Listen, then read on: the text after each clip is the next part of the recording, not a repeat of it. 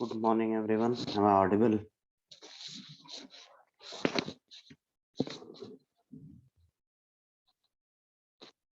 Hello. Am I audible? Yes, sir.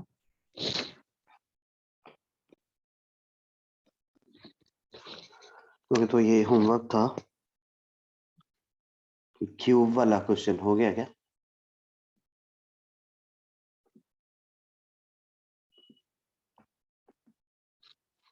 Cube वाला question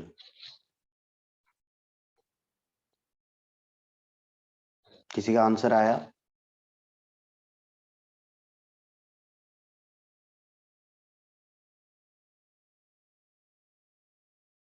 क्या try नहीं किया क्या?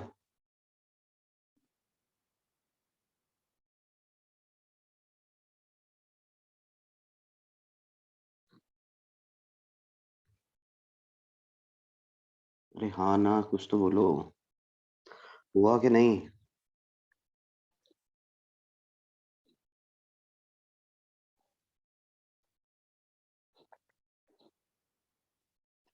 नहीं हुआ, ट्राई भी नहीं किया।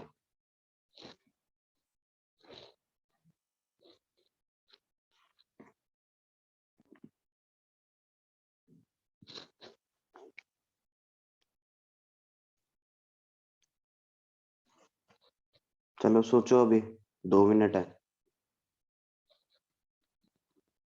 अच्छा, हो गया। 6 raised to 5? नहीं। 5 factorial? नहीं।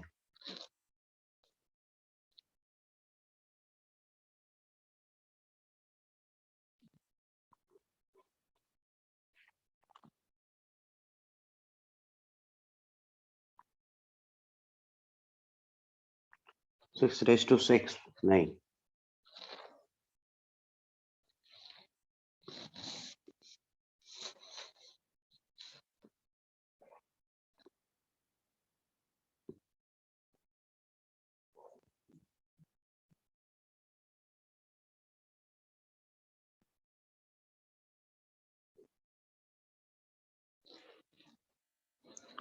क्यूब है अपने पास ये ना।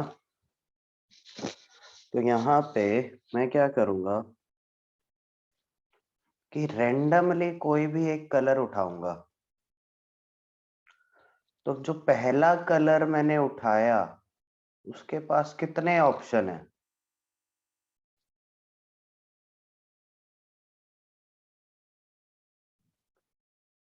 पहला कलर जैसे ही उठाया उसके पास कितने ऑप्शन है? 6? नहीं, 1 भाई। आइडेंटिकल है ना, क्यूब है, सारे फेसेस आइडेंटिकल ही तो होंगे। तो एक ही ऑप्शन है ना पहले कलर के पास। पूरा आइडेंटिकल है, सारे फेसेस आइडेंटिकल ही होंगे ना, वो कहीं भी आप पेंट कर दो, है ना, एक ही बात है। क्योंकि क्यूब को तो मैं कैसे भी रोटेट करके ऐसा रख दूंगा, ठीक है। फिर फिर क्या करूंगा, जैसे लेट्स सपोज मैंने उस कलर से इधर पेंट कर दिया टॉप वाला फेस, ये पेंट कर दिया। अब क्या करूंगा, जो नेक्स्ट में कलर उठाऊंगा ना, मैं जो नेक्स्ट कलर उठाऊंगा ना, तो उसको कन्वीनियंस के लिए, मेरे केसेस रिड्यूस करने के लिए मैं क्या करता हूँ, उस कलर को इसके ऑपोजिट वाले फेस पे करता हूँ। सोचो एक बार ध्यान से, इसके ऑपोजिट वाले फेस पे करता हूँ, जिसपे ये पहले कलर, जिस फेस पे फर्स्ट कलर को किया, उसके लिए तो अपने पास एक ही तरीका है, कोई भी कलर कहीं कहीं भी कर दो, एक तरीका फर्स्ट जो फेस कलर करने का। फिर क्या करता हूँ, अब अगर मैं अब सोचूं कि भाई कहाँ करूं, केसेस बहुत सारे बन जाएंगे, तो ध्यान से सुनना मैं क्या कर रहा हूँ यहाँ पे। अब जो नेक्स्ट कलर मैं करूंगा उसको ऑपोजिट फेस पे करूंगा, तो उस प्रोसेस के लिए नंबर ऑफ वेज कितने होंगे? ऑपोजिट फेस पे मतलब नीचे वाले फेस पे करने के लिए 5 होंगे ना भाई। 5 ऑप्शंस होंगे ना नीचे वाले फेस पे करने के लिए, 5 कलर्स है। बोलो सही है क्या? है ना, कितने वेज होंगे ऑपोजिट फेस पे करने के लिए? 5 वेज होंगे ना, 5 कलर्स अवेलेबल है, तो 5 अलग अलग तरीके कि भाई ब्लू कर दिया, ग्रीन कर दिया, येलो कर दिया, तो 5 वेज इसके ऑपोजिट फेस पे। अब ये हो गया। उसके बाद अब अपने पास 4 फेसेस बचे हैं ये साइड वाले, और 4 कलर्स बचे हैं, तो उनको अब बस 4 ही फेसेस हैं और 4 ही कलर्स हैं। और ध्यान से देखो, अब मुझे वो चारों कलर्स को यहाँ पे उस 4 कलर से पेंट करना है इसको, और ये ऐसा है। क्या ये अब सर्कुलर परमुटेशन है बाकी बाकी चारों के लिए?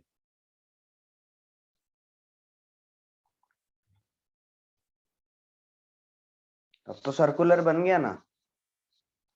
तो बस, तो ये आ गया 5 × 3 फैक्टोरियल 30 आंसर। क्लियर है क्या?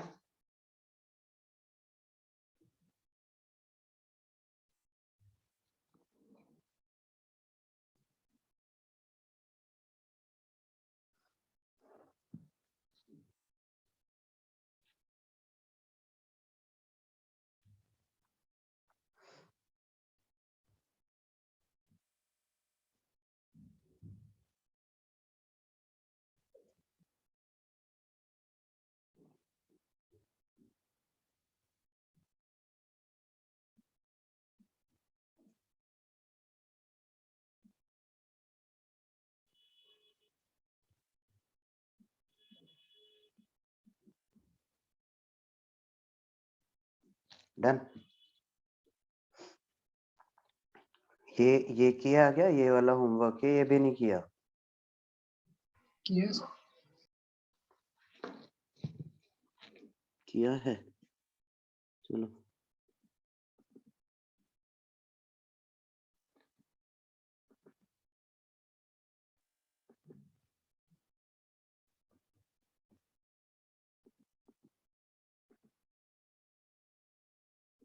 इसमें डाउट्स हैं क्या? विंडो टू जेई मेन वाले में पहले, window to JEE Main, any doubts?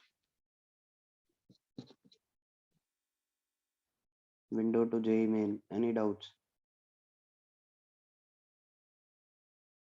कोई डाउट्स नहीं? 12th सबने किया नहीं है मुझे लग रहा। यार ऐसा मत करो, इतना अच्छे से ये चैप्टर पढ़ रहे हैं हम, साथ साथ नहीं चलोगे तो कोई फायदा नहीं होगा ना फिर। Window to JEE Main, question number 12th।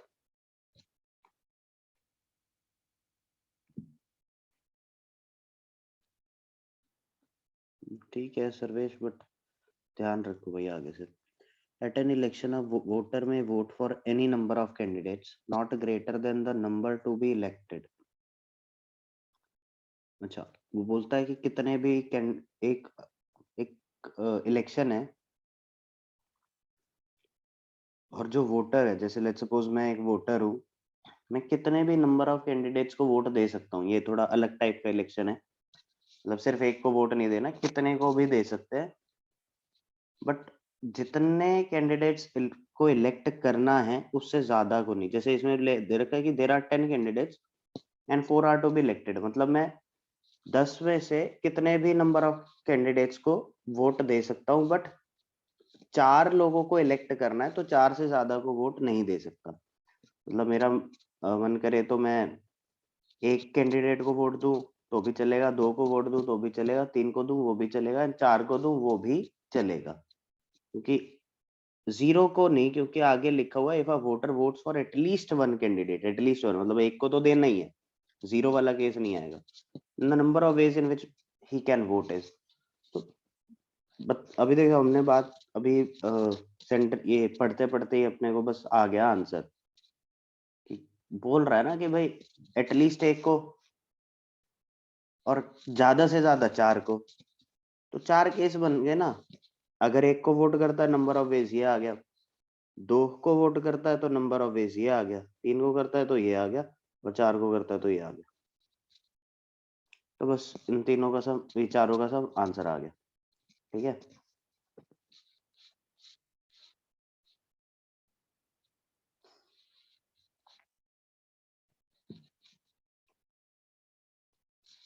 हाँ जी, और कोई विंडो टू जे मेन, और कोई क्वेश्चन?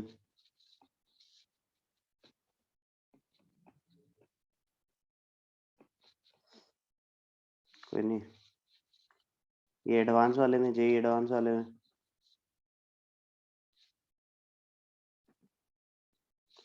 जे एडवांस में फोर्थ क्या?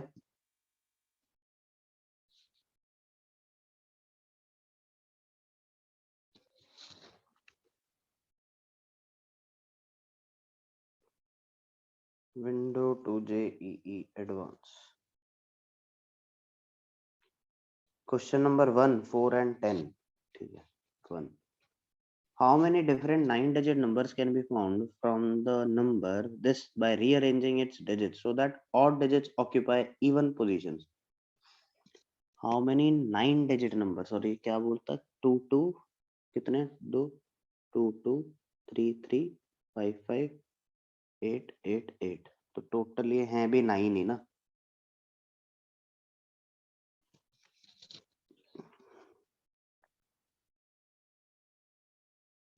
तो इवन पोजीशन के नाम पे अपने पास कितने हैं? ये 4 है, राइट? इवन पोजीशन,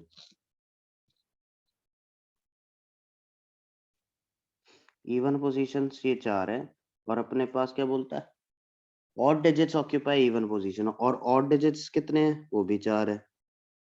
तो कुछ सिलेक्शन तो हुआ ही नहीं ना एक्चुअली में। बस ये 3 3 5 5 को कुछ नहीं करना, 3 3 5 5 और ये 8 8 8, 3 3 5 5 को चुपचाप इन पोजीशंस पे अरेंज कर दो, 4 फैक्टोरियल बाय 2 फैक्टोरियल 2 फैक्टोरियल, और जो ये 2 2 8 8 8 8, इनको चुपचाप बस इन पोजीशन पे अरेंज कर दो। इनका आपस में अरेंजमेंट मत कर देना, है ना? ये इधर अरेंज होते रहेंगे और ये इधर इन पोजीशन पे अरेंज होते रहेंगे। ठीक है,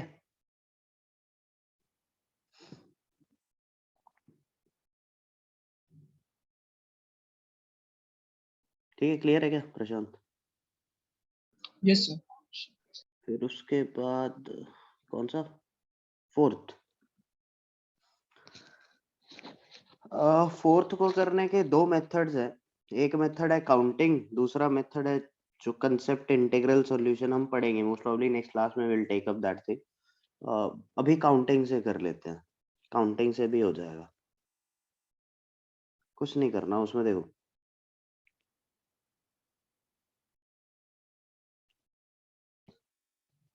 number of points with integral coordinates that lie inside a triangle whose coordinates are 0 0 21 0 and 0 21। तो ये जो ट्राइंगल बन रहा है, ये जो ट्राइंगल बन रहा है ना, ये ट्राइंगल बन रहा है, इसके अंदर में लाए करने वाले पॉइंट्स बताने हैं, जिनके कोऑर्डिनेट्स इंटीग्रल है।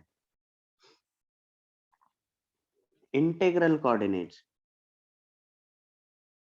इंटीग्रल कोऑर्डिनेट्स मतलब 2 1 3 2, ऐसा इंटीजर होना चाहिए। एक्स और वाई कोऑर्डिनेट दोनों इंटीजर होना चाहिए। यहाँ पे बस काउंट करना है अपने को। इनसाइड बोल रहा है, इनसाइड, तो यहाँ पे ये साइड अपनी ओ ए बी, तो ओ ए बी और ओ बी, इन पे भी नहीं लाया करना चाहिए, एकदम अंदर चाहिए ट्राइंगल के। तो काउंट करते हैं। देखो, जब यहाँ पे ये देखो, ये लाइन की equation x plus y equal to 21 है क्या? है ना, x plus y equal to 21। अगर मैं इसको 1 लूं y को, तो ये 20 आएगा ना, 20, ये 20 आएगा, राइट? तो इसका मतलब यहाँ से लेके यहाँ तक एक पॉइंट होगा 1, एक पॉइंट होगा ये 2, एक पॉइंट होगा 3, और ये 19 तक। तो जब y इज इक्वल टू 1 है, तो हमारे 19 इंटीग्रल कोऑर्डिनेट्स मिल गए ये ट्राइंगल के अंदर, है ना? 1 x इक्वल टू 1 से लेके 19। अगर y को मैं 2 रखता हूँ, तो ये देखो ध्यान से, इसके अकॉर्डिंग x 19 हो जाएगा, राइट? तो जब y2 है तो x तो 18 इंटीग्रल कोऑर्डिनेट्स मिल गए, x इक्वल टू 1 से लेकर के 18। y3 होगा तो अपने को 17 मिल जाएंगे, और ऐसा करते करते जब यहाँ पे जब अपना 20 आएगा तो 20 के करस्पॉन्डिंग ये इधर ये एक भी नहीं होगा, है ना अपना, क्योंकि ये डायरेक्ट यहीं पहुंच गए 0। तो 20 के करस्पॉन्डिंग तो एक भी नहीं होगा, बट 19 के करस्पॉन्डिंग होगा। कितना? एक होगा 19 के करस्पॉन्डिंग। तो 19 के करस्पॉन्डिंग एक हो जाए तो y इक्वल टू जब 19 है तो एक, ऐसा तो 1 से लेके 19 का सम निकालना है बस। तो 19 इंटू 20/2 दैट इज 190। ठीक है।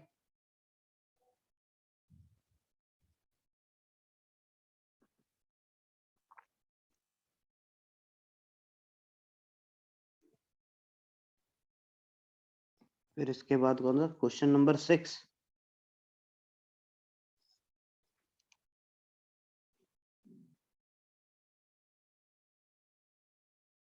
7th। ठीक है, 6th and 7th। A rectangle with sides 2m minus 1 and 2n minus 1 is divided into square of unit length by drawing parallel lines as shown in the diagram. तो 2m minus 1 cross 2n minus 1 का एक rectangle दिया हुआ। Then the number of rectangles possible with odd side length is odd side length. Number of rectangle possible with odd side length.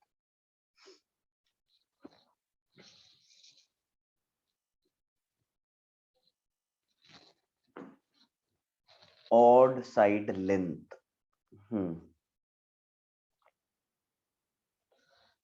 देखो यहाँ पे अगर odd side length नहीं बोलता तब तो सीधा सीधा मैं क्या कर देता, 2m minus 1 c2 into 2n minus 1 c2 ना। एक 2m minus 1 नहीं, सॉरी, अगर 3 क्रॉस जैसे 2 क्रॉस 2 है तो एक्चुअली में 2m और 2n है ना, 2m और 2n। कितनी लाइंस हैं इसमें? जैसे मान लो 2 क्रॉस 2 होता है तो 3 लाइंस होती हैं, एक लाइन ज्यादा होती है। अगर 3 क्रॉस जैसे 3 क्रॉस 3 होता तो 4 लाइंस ऐसे होती हैं, 4 एक ज्यादा होती है, तो total 2m horizontal lines and 2n vertical lines है ना। लाइंस कितनी है? 2m एंड 2n ना, 2m एंड 2n। अगर मेरे को सिर्फ करना होता कि नंबर ऑफ रेक्टेंगल्स बताओ तब तो 2mc2 इंटू 2nc2 कर देता, बट यहाँ पे बोलता odd side length. Odd side length वाला रेक्टेंगल होता ना। Odd side length, okay. Rectangle ही है ना, number of rectangle possible with odd side length. यहाँ पे मेरे को रैंडम नहीं करना।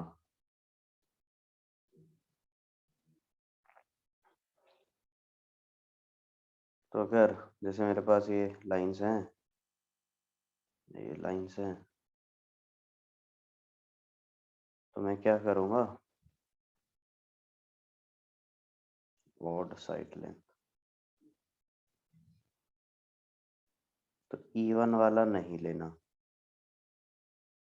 ऐसे नहीं, मतलब ये दो का नहीं, दो नहीं लेने, एक ले सकता हूँ। ऐसा दो का ये नहीं लेना, 3 भी ले सकता हूँ। 4 वाला नहीं लेना, 5 ले सकता हूँ, 6 वाला नहीं लेना।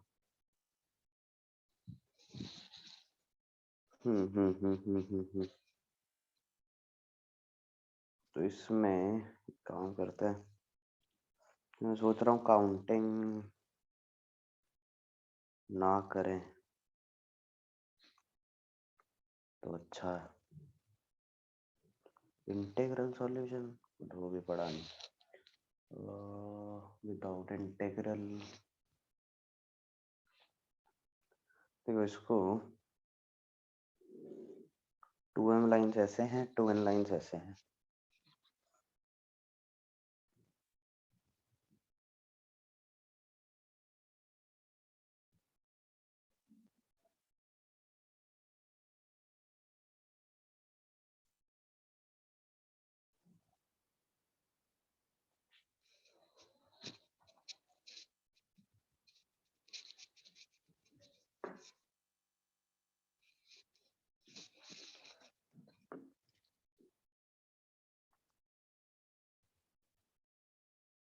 काउंटिंग ही करनी पड़ेगी आई गेस बिट यहाँ पे।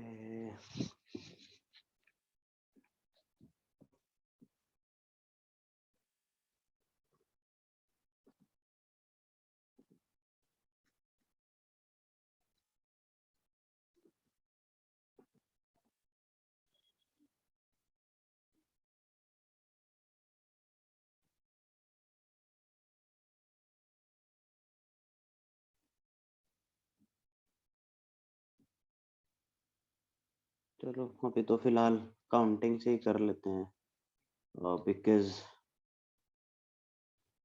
बिना काउंटिंग के तो यहाँ पे अगर मैं करने चलूँ तो इंटीग्रल सॉल्यूशन वाला वो भी पढ़ा नहीं है विदाउट दैट।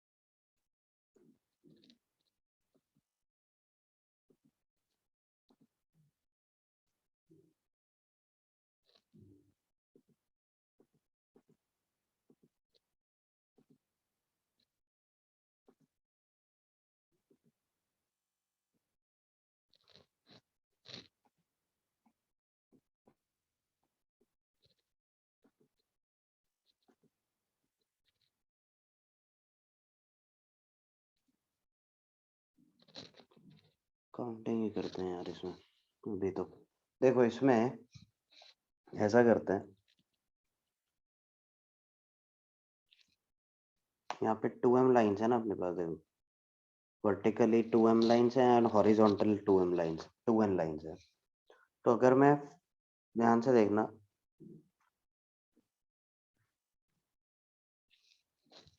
अगर मैं फर्स्ट लाइन मतलब एक्चुअली होगा क्या, अपने को करना क्या अल्टीमेटली, दो लाइंस वर्टिकल सेलेक्ट करनी है, दो लाइंस हॉरिजॉन्टल सेलेक्ट करनी है। तो एक लाइन अगर मैं वर्टिकल, लेट्स सपोज मेरी फर्स्ट वर्टिकल लाइन ये है, अगर मेरी फर्स्ट वर्टिकल लाइन ये है तो मेरे पास दूसरी वर्टिकल लाइन सेलेक्ट करने के कितने ऑप्शंस होंगे ये बताओ। अगर ये ऑड वाला कंडीशन नहीं होता तब तो कितने ऑप्शन होते, 2n-1 ऑप्शंस होते ना। अभी total 1 2 3 4 and so on 2n lines हैं ऐसे। तो अभी तो 2n-1 ऑप्शंस होते अगर ये कंडीशन नहीं होती तो। बट अब ये कंडीशन है तो क्या क्या होगा, कितने ऑप्शंस होंगे अपने पास बोलो।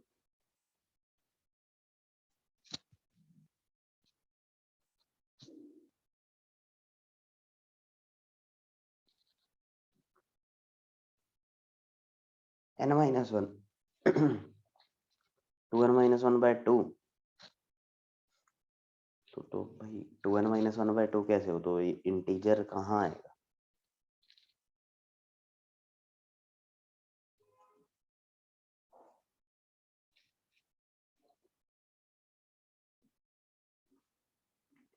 फिर इसमें ये जो बोल रहा है ऑड साइड लेंथ, तो फिर अपना divided square of unit length by drawn parallel the number of rectangles possible with odd side length।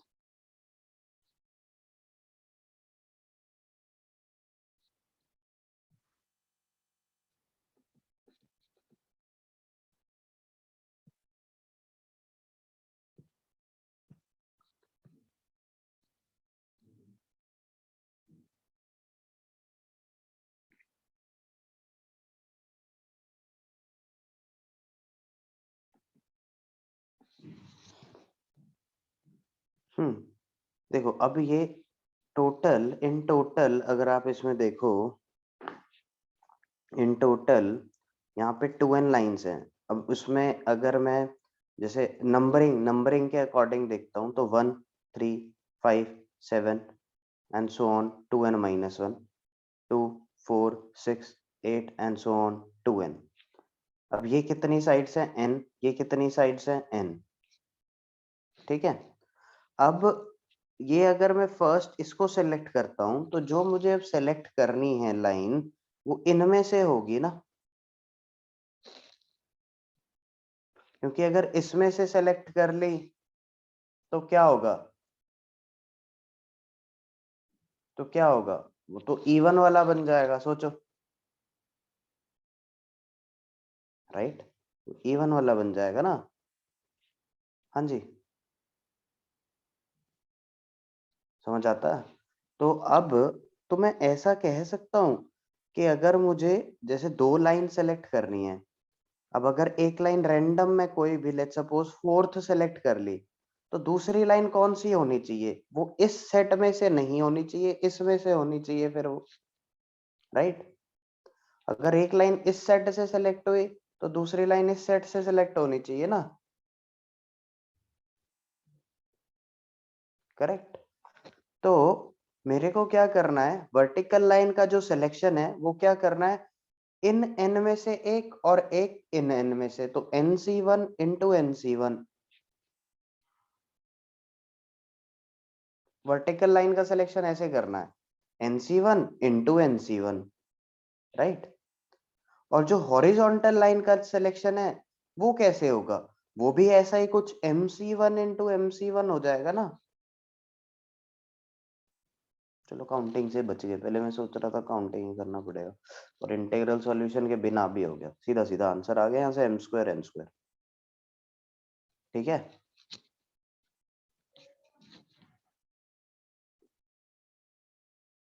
Clear है, यही ब्यूटी है इस चैप्टर की ना, मेथड्स बहुत सारे हो सकते हैं।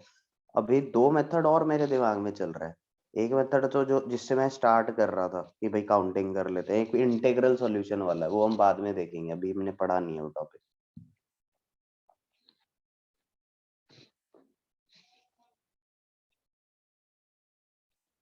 मैंने मतलब ये वाला मेथड सोच के स्टार्ट ही नहीं किया था सॉल्यूशन, बट एकदम से ये स्ट्राइक कर गया था, ठीक है।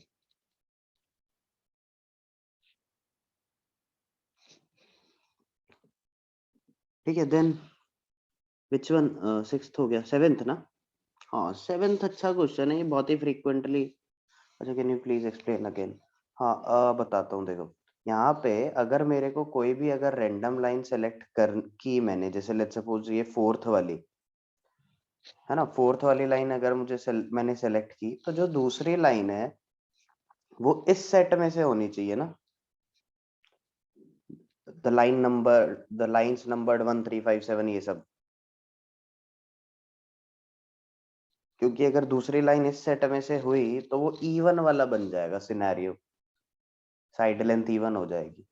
तो इसका मतलब एक साइड वर्टिकल की मैं बात कर रहा हूँ, तो एक वर्टिकल साइड अगर यहाँ से सेलेक्ट होती है तो दूसरी यहाँ से होगी फॉर श्योर, ठीक है। मतलब एक साइड इस सेट से सेलेक्ट करो और एक साइड इस सेट से सेलेक्ट करो, तो इस सेट में से एक साइड सेलेक्ट की NC1, एक साइड इसमें से सेलेक्ट की NC1, ये तो वर्टिकल की बात हो गई। ऐसे ही हॉरिजॉन्टल में आएगा MC1 इंटू MC1, ठीक है।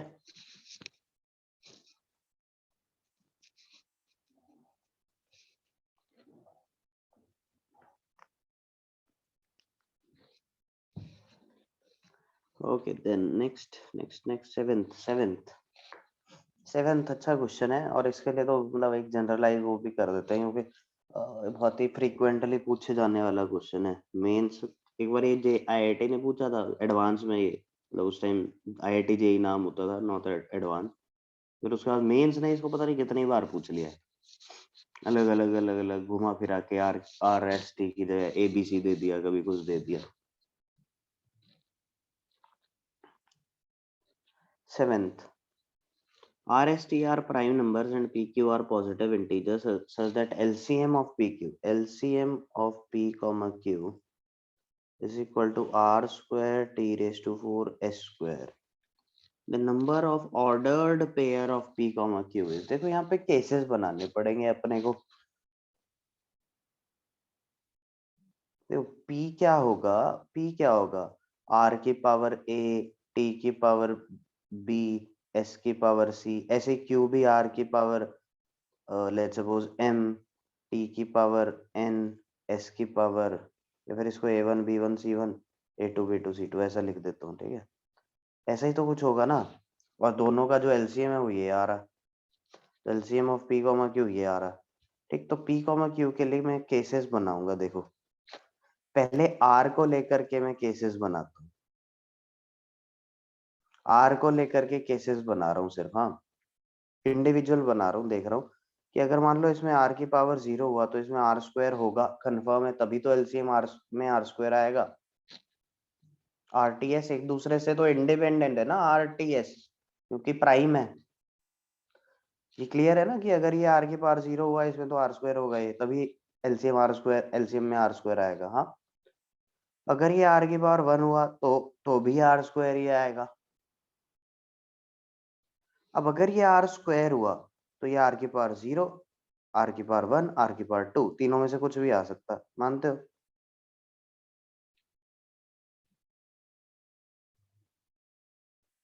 करेक्ट, तभी क्योंकि तीनों केस में देखो ये सब में आर स्क्वायर ही आएगा।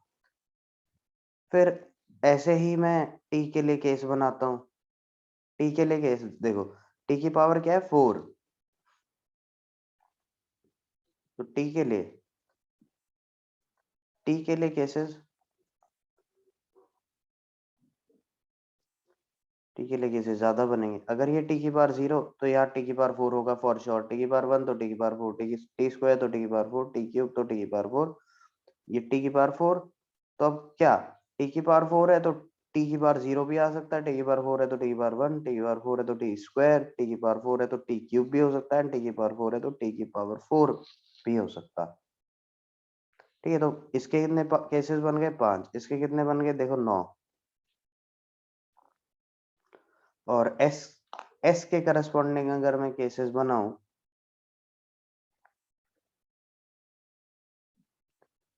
वैसे मेरे को करने की जरूरत नहीं है, हमें प्रिडिक्ट कर लेना चाहिए कि एस में कितने केसेस बनेंगे, बट एक बार लिख लेता हूँ। एस की पावर 0 तो एस स्क्वायर, एस की पावर 1 तो एस स्क्वायर, एस स्क्वायर तो एस स्क्वायर, एस स्क्वायर तो एस की पावर 0 भी हो सकता, 1 भी हो सकता है, एस स्क्वायर तो एस की पावर 0 भी हो सकता है। तो कितने केसेस 5, करने की जरूरत थी क्या ये? नहीं, इसका यही वाला तो होता ना जो जैसा आर का है।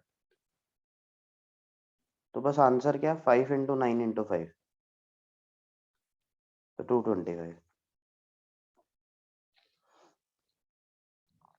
एक्चुअली में इस क्वेश्चन को मेंस में घुमा फिरा के पूछते रहते हैं, तो इसका रिजल्ट याद रखना वर्थ है क्या। एक्चुअली हो क्या रहा है ना, यहाँ पे ये जो 5 है ये 2 इंटू 2 प्लस 1 है, मतलब जो पावर थी ना वो, ये जो 9 है ये 2 इंटू 4 प्लस 1 है। तो अगर रैंडम ऐसा आता, LCM of p comma q is equal to r की पावर ए, टी की पावर बी, एस की पावर सी, एम की power d, and so on, ये सब आर टी एस एम ये सब प्राइम नंबर है। तो नंबर ऑफ ऑर्डर्ड पेयर आते 2 a plus 1, 2b plus 1, 2c plus 1, 2d plus 1, and so on. क्यों ऐसा हो रहा है? क्योंकि देखो यहाँ पे ये रिपीटेशन होगी ना एक्चुअली में, क्योंकि ये वाला सिनेरियो देखो आता कि यहाँ पे ये जो केसेस हैं, ये केसेस, ये और ये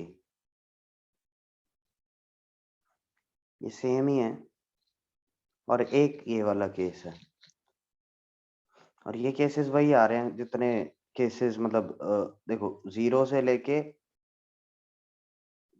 3 तक, मतलब वही 4 केस, फिर उसी का डबल, और ये वाला एक केस। एक्चुअली ऐसा इसलिए हो रहा है, ठीक है। हाँ जी, इसके अलावा और कोई डाउट?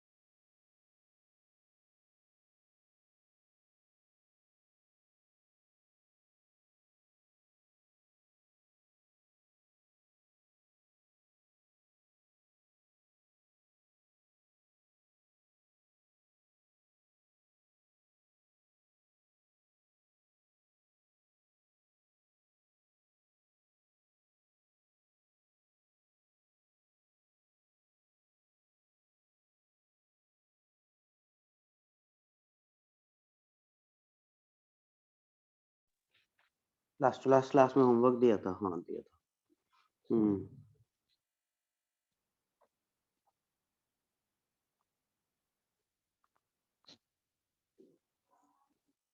कहाँ गया?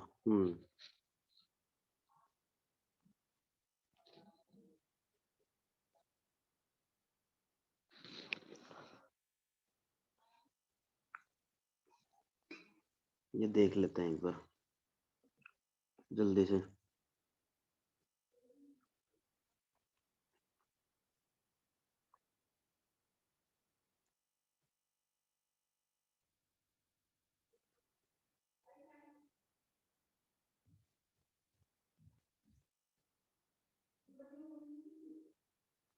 ये हमारा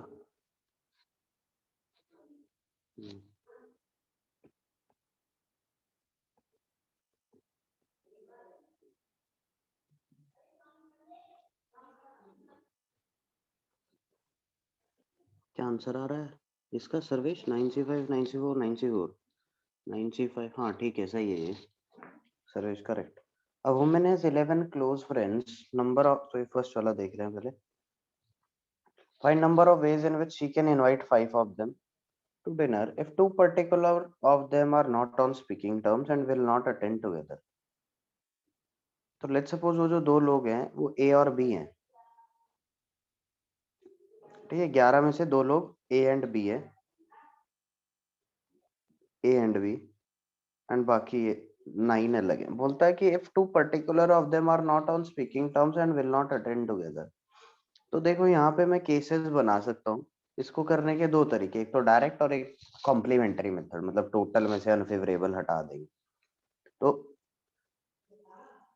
इफ 2 particular of them, मतलब ए और B are not on speaking terms and will not attend together, तो एक केस हो सकता है कि A attends, B does not attend. A attend, B attend. एक है ये अटेंड करता, ये नहीं। एक है ये अटेंड नहीं करता, ये करता। एक है दोनों ही अटेंड नहीं करते। तो अपने फेवरेबल ये है, यही है ना फेवरेबल, ये अनफेवरेबल है। तो इसमें क्या आएगा देखो, इसमें क्या आएगा ये, अगर ए ने अटेंड किया, मतलब अच्छा अपने को बुलाने कितने लोग हैं? 5, इनवाइट 5 को इनवाइट करना है। तो अगर ए को इनवाइट किया, बी को नहीं किया, तो बाकी 9 में से कितने लोगों को इनवाइट करना पड़ेगा फिर? 9C4 ना, क्योंकि एक तो ए हो ही गया, इसमें भी 9C4, क्योंकि एक तो बी को इनवाइट कर दिया, तो बाकी जो 9 लोग हैं उनमें से 4 को करना पड़ेगा। एंड इस केस में 9C5 दोनों को ही नहीं किया, तो ये सब ऐड कर दो, आंसर आ गया। तो 2 इंटू 9C4 प्लस 9C5, ठीक। या फिर ऐसा भी कर सकते हैं कि टोटल में से, टोटल कितना 11C5 माइनस ये वाला केस कर दो, दोनों को इनवाइट कर दिया 9C3, मतलब दोनों को कर दिया, तो बाकी 9 में से 3 को करना पड़ेगा। तो ये करो या ये करो, एक ही बात है।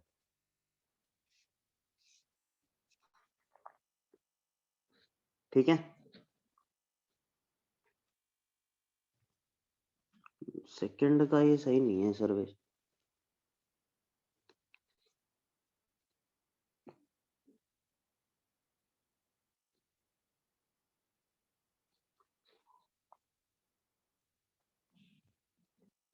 सेकंड देखो, a committee of 5 is to be chosen from a group of 9 people. Find number of ways in which it can be formed if 2 particular persons either serve together or not at all. Either serve together or not at all. दो particular person या तो सर्व करेंगे या नहीं करेंगे। अब वो जो दो टोटल 9 है उनमें से 2 ए एंड बी है और बाकी 7 अलग है। कमेटी बनानी है 5 की। बोलता है ए एंड बी विल इधर सर्व टुगेदर और नॉट एट ऑल। तो फेवरेबल केसेस दो हैं कि ये दोनों सेलेक्ट हो गए, और एक केस कि ये दोनों ही सेलेक्ट नहीं हुए। अगर ये दोनों सेलेक्ट हो गए तो अपना उसमें क्या आएगा कि भाई ये दोनों तो सेलेक्ट हो गए, तो बाकी 7 में से अपने को कितने सेलेक्ट करने पड़ेंगे फिर? 3। तो 7C3। और अगर ये दोनों ही सेलेक्ट नहीं हुए तो बाकी 7 में से 5 सेलेक्ट करने पड़ेंगे। तो 7C3 + 7C5। अच्छा ये लिखा था क्या?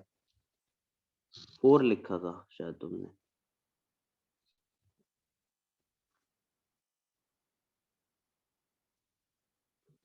ठीक है, 7C3 + 7C5। 9C2 कौन सा 9C2?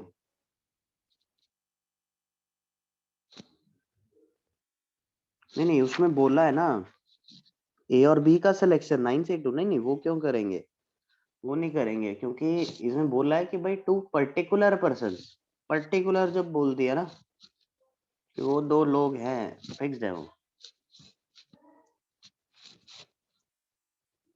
ठीक, इसका second part,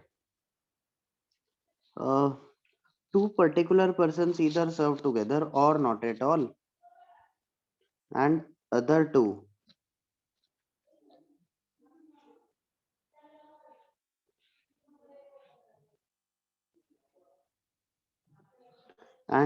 two particular persons refuse to serve with each other, and other 2 particular persons refuse to serve with each other। ठीक है, तो यहाँ पे अब अपने को एक्चुअली में टोटल 9 लोग हैं, जिनमें से ए बी सी डी और 5 और है, P1 P2 P3 P4 P5। ए और बी मतलब वो 2 लोग हैं who will not serve, नहीं वो उनका सिनेरियो, मतलब जो फर्स्ट सिनेरियो ना, तो 2 पर्टिकुलर पर्सन ईदर सर्व टुगेदर और नॉट एट ऑल। तो ए एंड बी का है कि भाई या तो दोनों साथ में या दोनों नहीं। सी और डी का है कि 2 other particular person refuse to serve with each other, मतलब या तो ये या फिर एंड ये नहीं, या फिर ये नहीं एंड ये सेलेक्ट, या फिर दोनों ही नहीं। मतलब सी और डी साथ में नहीं आएंगे, दोनों को सिलेक्ट नहीं करना है। मतलब ये वाला सिनेरियो नहीं चाहिए अपने को, ये अनफेवरेबल है कि दोनों ही सेलेक्ट हो गए। तो ध्यान से देखो, यहाँ पे टोटल में से अनफेवरेबल वाला करते हैं, वो ज्यादा अच्छा रहेगा, टोटल में से अनफेवरेबल वाला। देखो ध्यान से, मैं ए और बी को लेकर के केसेस बनाऊंगा। ट्री डायग्राम सोचो, मेरा जो फर्स्ट ब्रांच होगा ट्री डायग्राम का, वो ए और बी को लेकर के केसेस बनेंगे। अगर ए और बी, देखो अपने पास टोटल क्या है, टोटल है 9, सेलेक्ट करने हैं 5, उसके करस्पॉन्डिंग मेरे 2 केसेस होंगे कि ए बी दोनों सेलेक्टेड, ए बी दोनों ही सेलेक्टेड नहीं है, दोनों ही नॉट सेलेक्टेड। अगर ए और बी दोनों सेलेक्ट हो जाते हैं, अगर ए और बी दोनों सेलेक्ट हो जाते हैं, तो अपने को क्या करना होगा, सेलेक्ट 3 आउट ऑफ 7 ना, जो बाकी 7 है उनमें से 3 सेलेक्ट करना है, तो 7C3 आ जाएगा। लेकिन मैं इसमें से वो वाला केस माइनस कर दूंगा जब ये जो बाकी 7 है, उन 7 में सी एंड डी भी है ना, तो उन 7 में से कोई भी रेंडमली मैंने 3 तो सेलेक्ट कर लिए, लेकिन वो वाले केस में प्रॉब्लम हो जाएगी। कौन से केस में प्रॉब्लम हो जाएगी? जब सी सी और डी में दोनों सेलेक्टेड है। अगर सी और डी दोनों सेलेक्टेड है, इसमें 7C3 में ये दोनों सेलेक्टेड हैं, 3 सेलेक्ट करने थे, और ये दोनों सेलेक्टेड है, तो बाकी में से कितने सेलेक्ट होगा? 1 होगा। तो कितने केसेस होंगे जब इन 7 में से सी एंड डी दोनों सेलेक्टेड होगा? तो 5C1 ना, बोलो। ये वाला सिनेरियो में 5C1 आ जाएगा ना, तो ये -5C1 वो वाला केस। अब अगर ए एंड बी दोनों ही नॉट सेलेक्टेड, अगर ए एंड बी दोनों ही नॉट सेलेक्टेड है, तो अपने को क्या करना है, सेलेक्ट 5 आउट ऑफ 7 ना, select 5 out of 7, 5 out of 7। तो इसमें इसके लिए क्या, 7C5, लेकिन माइनस वो वाला केस जब सी एंड डी दोनों सेलेक्टेड है। जब सी एंड डी दोनों सेलेक्टेड हैं, तो बाकी 5 में से अपने को कितने सेलेक्ट करने हैं? 3। तो -5C3, तो दिस प्लस दिस आ गया फाइनल आंसर। ठीक है।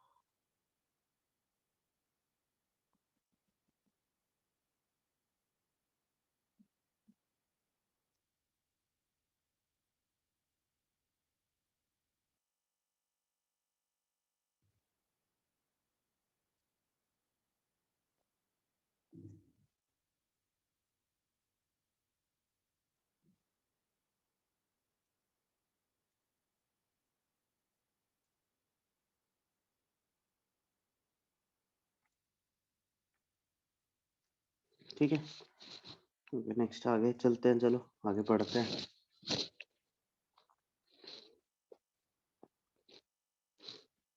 लास्ट हमने क्या किया, सर्कुलर ना, ठीक है, सर्कुलर तो हो गया। आगे सिलेक्शन ऑफ आइडेंटिकल पे थोड़ा सा और सोचने का अपने को, before going to inclusion exclusion.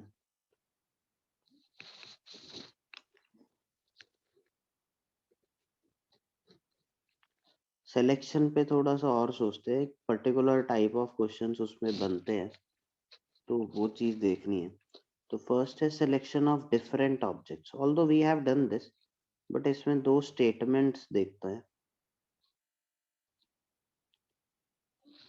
N में से आर ऑब्जेक्ट सेलेक्ट करने का तरीका, अगर डिफरेंट है तो एनसीआर। तो ये देखना, मैं लिखता हूँ number of ways to select 0 or more things, 0 or more things out of n different things, out of n different things कितने होंगे, कितने वेज में ये निकाल सकते हैं?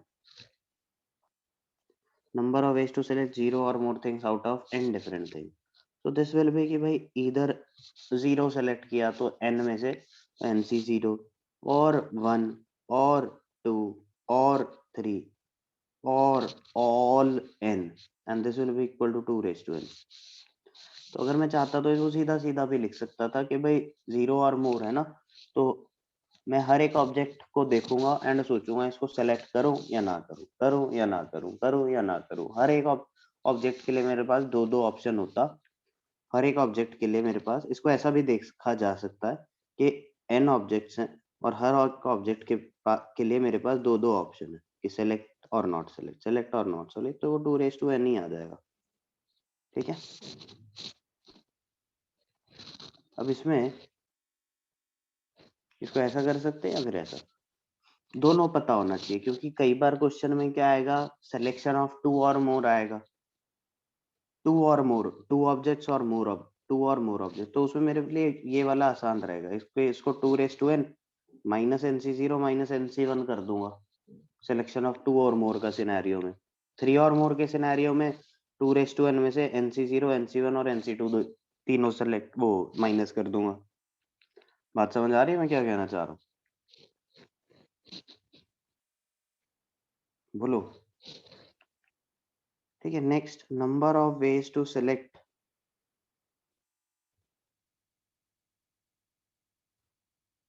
at least one thing out of n different things, तो वही जो अभी मैं बोल रहा था,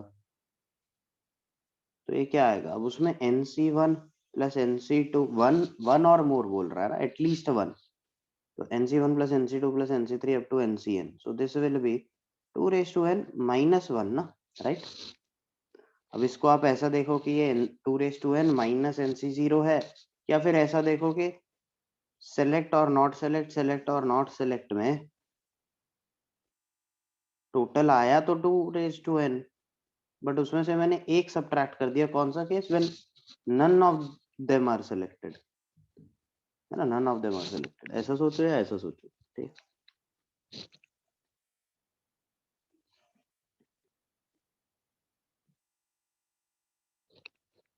ठीक है, लिख लिया ये।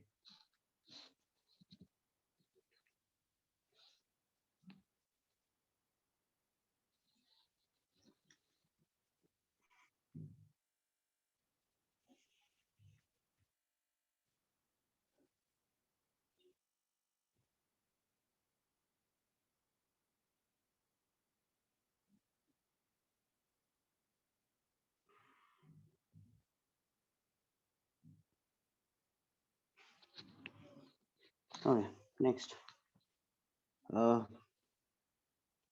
ये तो था selection of different objects. Identical objects की अगर मैं बात करूं, selection of identical objects,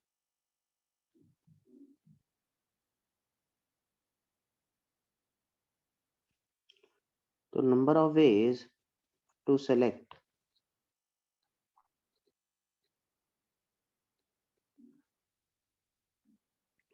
zero or more things out of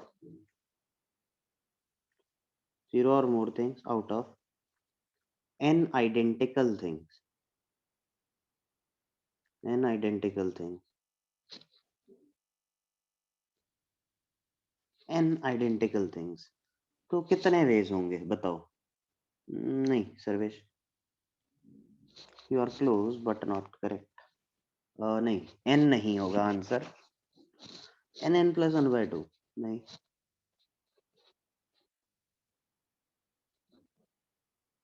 भाई अब यहाँ पे एक बात बताओ, आइडेंटिकल में, अच्छा ये चीज भी सोचना शुरू कर दो अभी से, ये टॉपिक आएगा उसमें काम आएगा कि आइडेंटिकल के सिलेक्शन में, नहीं पहले डिफरेंस सोचते हैं. डिफरेंट के सिलेक्शन में, डिफरेंट ऑब्जेक्ट के सिलेक्शन में क्या इंपॉर्टेंट है कि भाई कौन सा ऑब्जेक्ट सेलेक्ट हुआ एंड कितने ऑब्जेक्ट सेलेक्ट हुए. दोनों चीज इंपॉर्टेंट है, कितने सेलेक्ट हुए प्लस कौन से हुए. फर्स्ट अगर मैंने बोल दिया कि भाई n में से 10 में से 3 ऑब्जेक्ट सेलेक्ट हुआ है, तो डिस्टिंक्ट में डिफरेंट ऑब्जेक्ट्स में सिर्फ ये कह देना कि 10 में से 3 ऑब्जेक्ट सेलेक्ट हुए काफी नहीं है, क्योंकि कौन से ऑब्जेक्ट सेलेक्ट हुए वो भी इंपॉर्टेंट हो जाता है, क्योंकि हर एक ऑब्जेक्ट अलग अलग है. बट आइडेंटिकल के केस में कितने ऑब्जेक्ट सेलेक्ट हुए उतना ही इंपॉर्टेंट है, कौन सा सेलेक्ट हुआ ये इंपॉर्टेंट नहीं है, क्योंकि सभी बराबर है. अगर मैंने बोला कि भाई ये 10 आइडेंटिकल ऑब्जेक्ट हैं, इसमें से 3 सेलेक्ट करने हैं, तो बस बहुत है. कौन से सेलेक्ट करने हैं फर्क नहीं पड़ेगा. तो यहाँ पे हाँ बिल्कुल सही सुदीप, अभी सही है आंसर.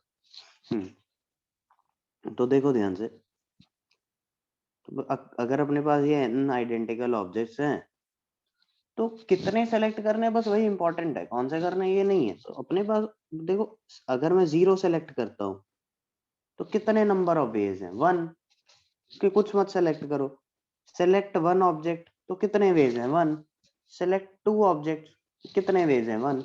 एंड ऐसे करते करते सेलेक्ट ऑल n ऑब्जेक्ट्स कितने वेज हैं? 1. तो total number of veg n plus 1. तो ये आएगा 0 और मोर n plus 1. ठीक है, क्लियर है क्या?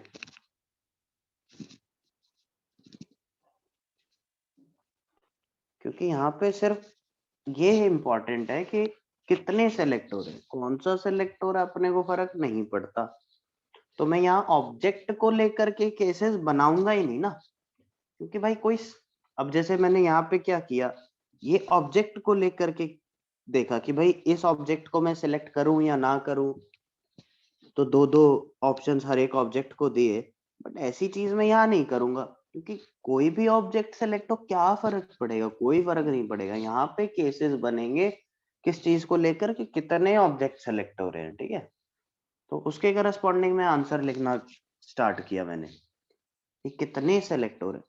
किसी पर्टिकुलर ऑब्जेक्ट को लेकर के केस बनाओ तो वो फायदा नहीं है, क्योंकि वो गलत है. अपने को फर्क ही नहीं पड़ता कि कोई 3 हो रहे हैं तो 3 हो रहे हैं, कौन सा हो रहा है क्या पता, कोई फर्क नहीं पड़ रहा. ठीक है, तो next, number of ways to select.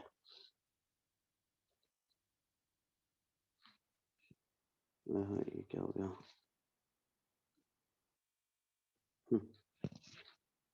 Number of ways to select at least one out of n identical. इसमें कितना आएगा? n आएगा, बिल्कुल सही. इसमें एक्चुअली में ये वाले केसेस बस काउंट होंगे, सेलेक्ट 0 वाला केस काउंट नहीं होगा, राइट. तो इसमें कितना है भाई? सेलेक्ट 1 ऑब्जेक्ट तो एक वे, सेलेक्ट 2 ऑब्जेक्ट्स तो एक वे, सेलेक्ट 3 ऑब्जेक्ट्स तो एक way, and so on. Select n all n objects एक वे. तो नंबर ऑफ वेज कितना होगा टोटल? n. ये आ गया. ठीक है,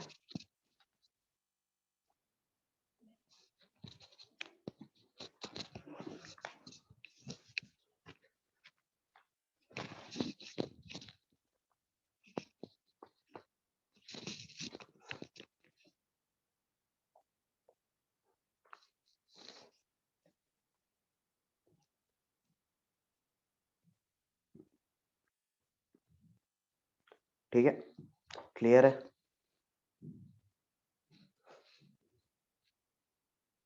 तो ये क्यों पढ़ा अभी हमने ये दोनों स्लाइड्स, ये जो दो चीज पढ़े, डिफरेंट और आइडेंटिकल का, क्योंकि एक सेट ऑफ क्वेश्चंस आते हैं पर्टिकुलरली, काफी मतलब प्रोमिनेंटली क्वेश्चंस ये पूछे ही जाते हैं। क्या है उसके लिए कैसा नोट करके लिखो, एक एग्जांपल मतलब हम ले रहे हैं एंड वैसा ही कुछ फिर क्वेश्चंस पूछे जाएंगे। Let's suppose p there are p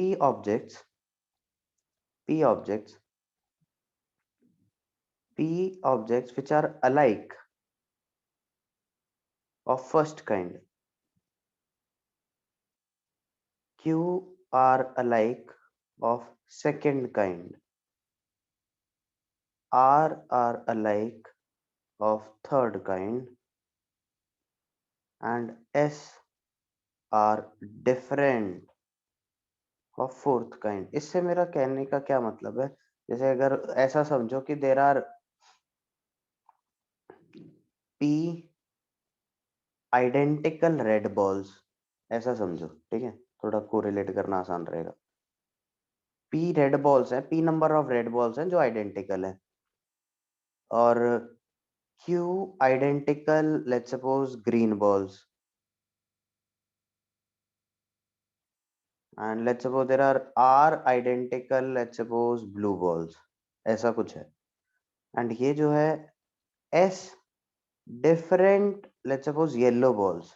different yellow balls कैसे हो सकती है, मतलब साइज डिफरेंट होगा मे बी, हाँ, अलग अलग साइज की है बट डिफरेंट, ठीक, अलग अलग साइज की है तो डिफरेंट हो गए, राइट। अरे अरे अरे एक second,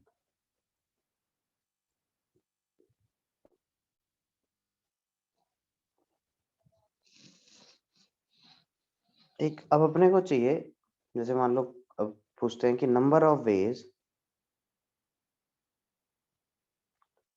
to select zero or more objects, तो क्या आंसर बोलूंगा मैं। अपने पास total p plus q plus r plus objects है, p plus q plus r plus s objects है, तो number of ways to select zero or more objects क्या आएगा, जीरो और मोर ऑब्जेक्ट्स क्या आएगा।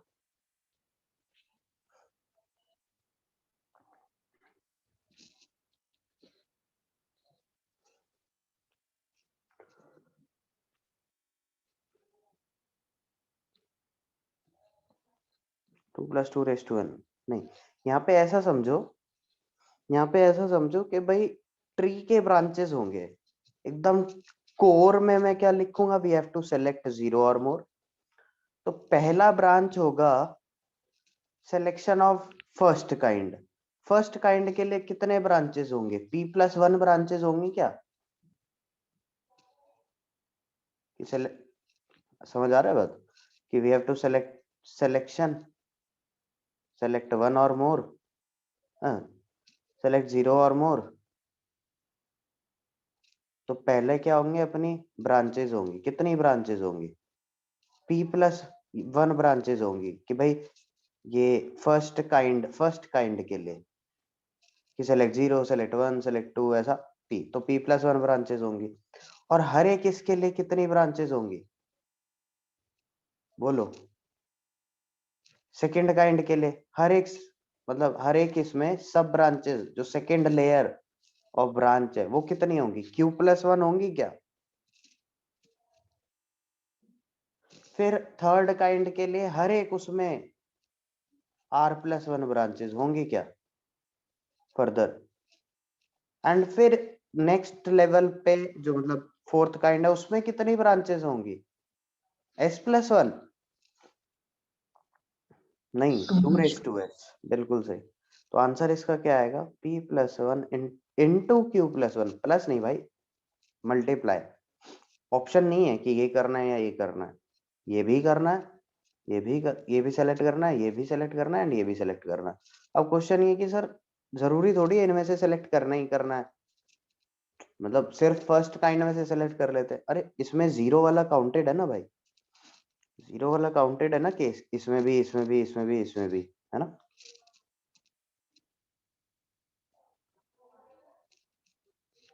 क्लियर है क्या।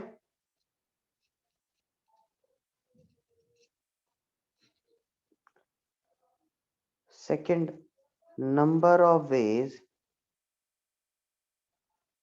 to select at least one object. At least one object.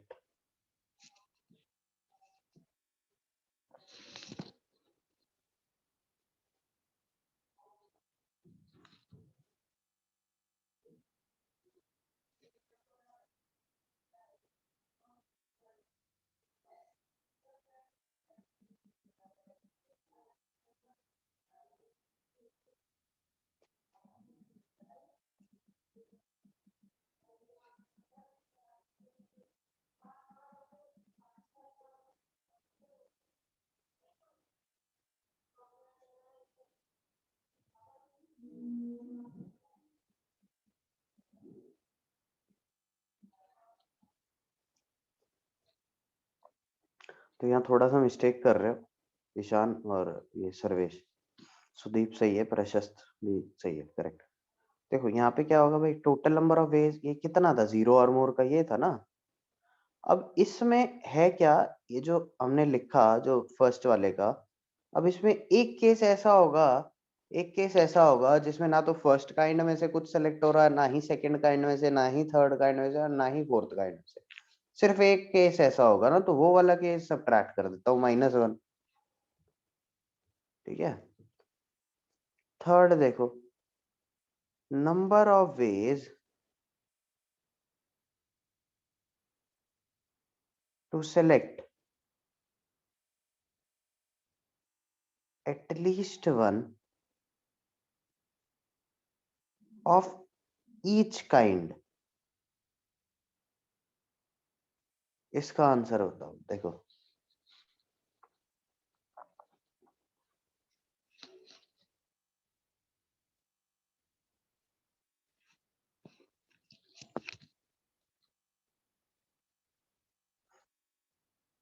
हाँ ये सही है सर्वेश। अब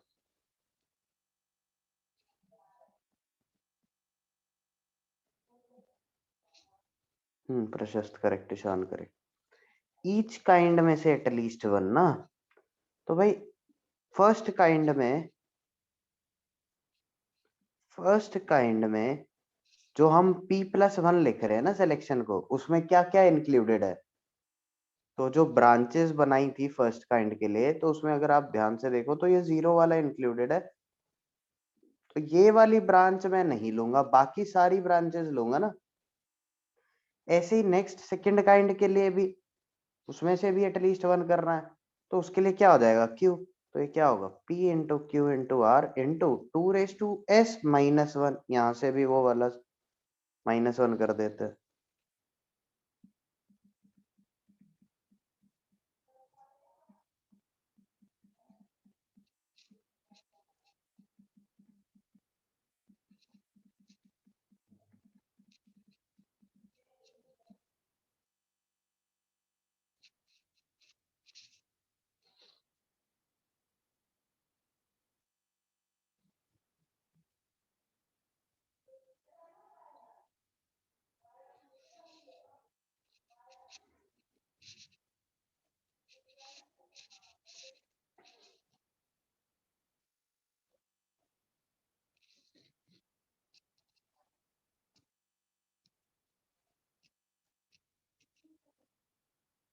ठीक है,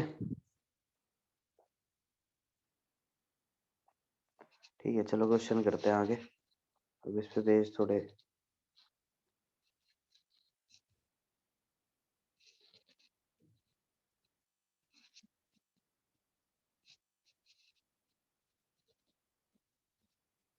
लिखो। पहला question,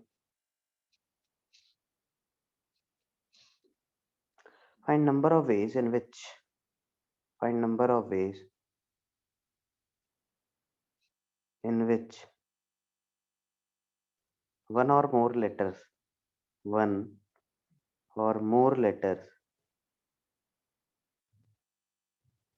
can be selected from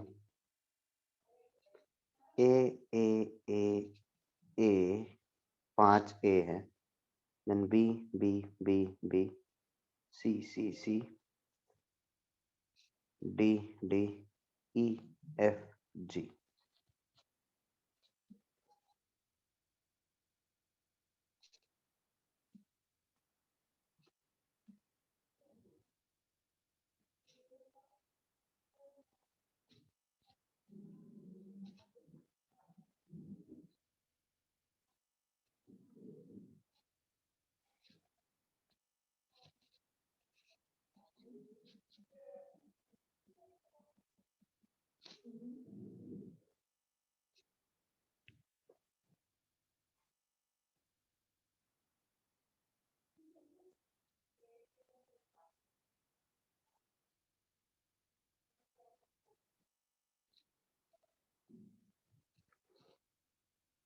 क्या आंसर? हाँ हाँ ठीक है, सर्वेश करेक्ट। प्रशस्त नहीं भाई, नॉट करेक्ट। अब ये कौन सा वाला क्वेश्चन है? ये सिलेक्शन ऑफ वन और मोर है, ये selection of one or more of each kind थोड़े ही है। सुदीप और प्रशस्त, सेकंड पार्ट ऑफ ये लास्ट क्वेश्चन, ये वाला सिनेरियो है, वन और मोर है। तो वन और मोर अभी कितने हैं? 5 है, ये फोर है, ये 3 है, तो ये 2 हैं, और ये डिफरेंट है 3। तो 5+1 into 4+1 into 3+1 into 2+1 into 2⁻³ into 2⁻³ and total में से -1, टोटल में से -1 ना, ठीक है।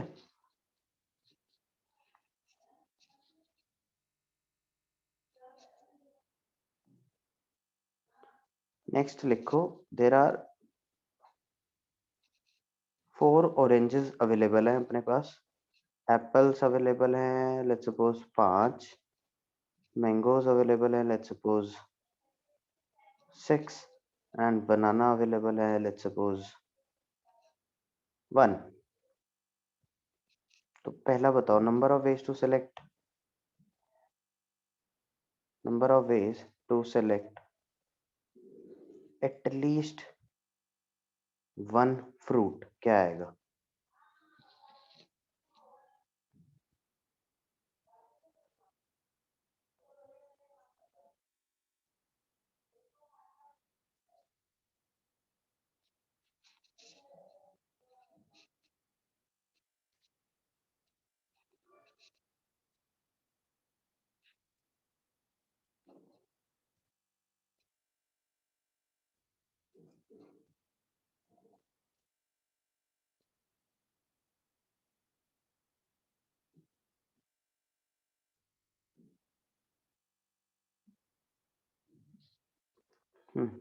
वही सेम एकदम कि भाई ऑरेंजेस, अच्छा आइडेंटिकल है, ऑरेंजेस एप्पल्स मैंगोज बनाना ये सब आइडेंटिकल है आपस में, ऑरेंजेस चारों ऑरेंजेस आइडेंटिकल है, चारों पांचों एप्पल्स आइडेंटिकल। तो number of ways to select at least one fruit, तो 4+1 into 5+1 into 6+1 into 1+1 -1, right.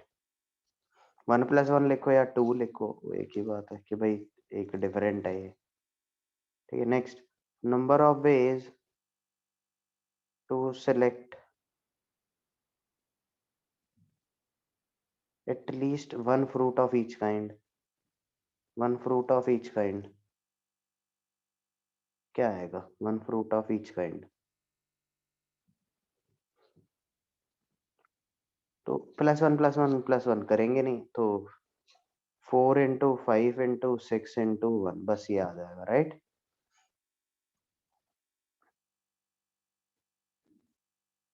Next,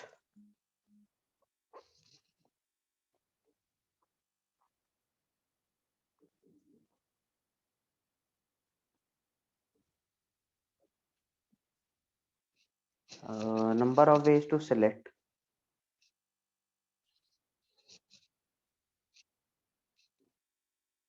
the fruits, select the fruits such that at least one orange and two mangoes are selected.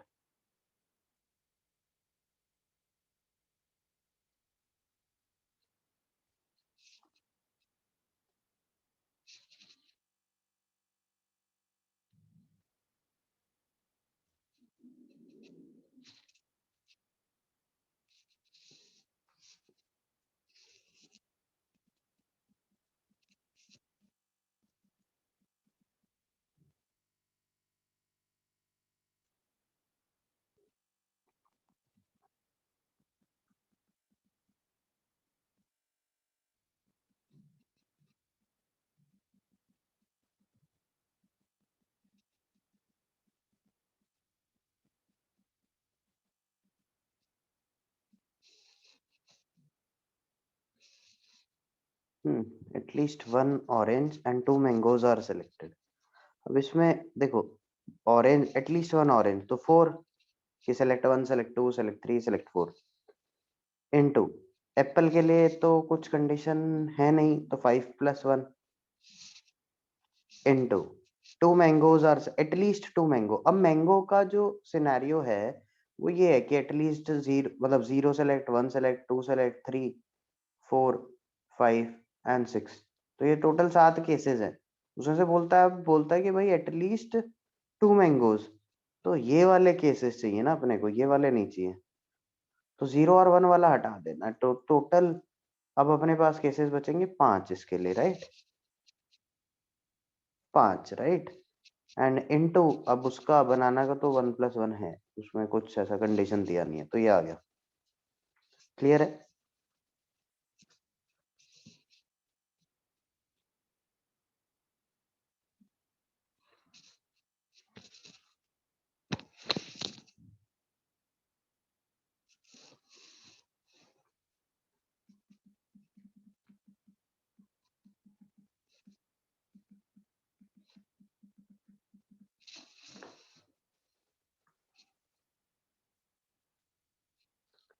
Next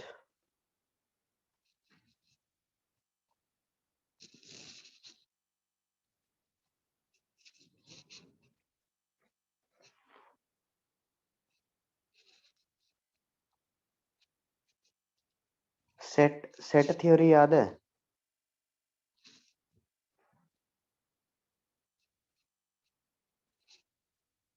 मुझे याद है, मतलब D Morgan's law वगैरह पढ़ा था कभी। Set set अरे वो N of A union B is N A plus N B minus N A intersection B, पहले में पढ़ा होगा ना, सालों पहले। धुंधली यादें कुछ, है ना? हाँ ठीक है, उसको यूज करेंगे अभी। वेन डायग्राम वो सब, हाँ राइट राइट राइट राइट, वही वाला चैप्टर एकदम स्टार्टिंग का।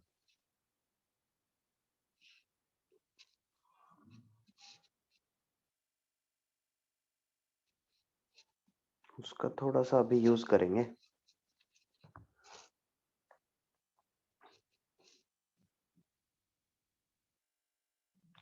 तो एक तो जल्दी से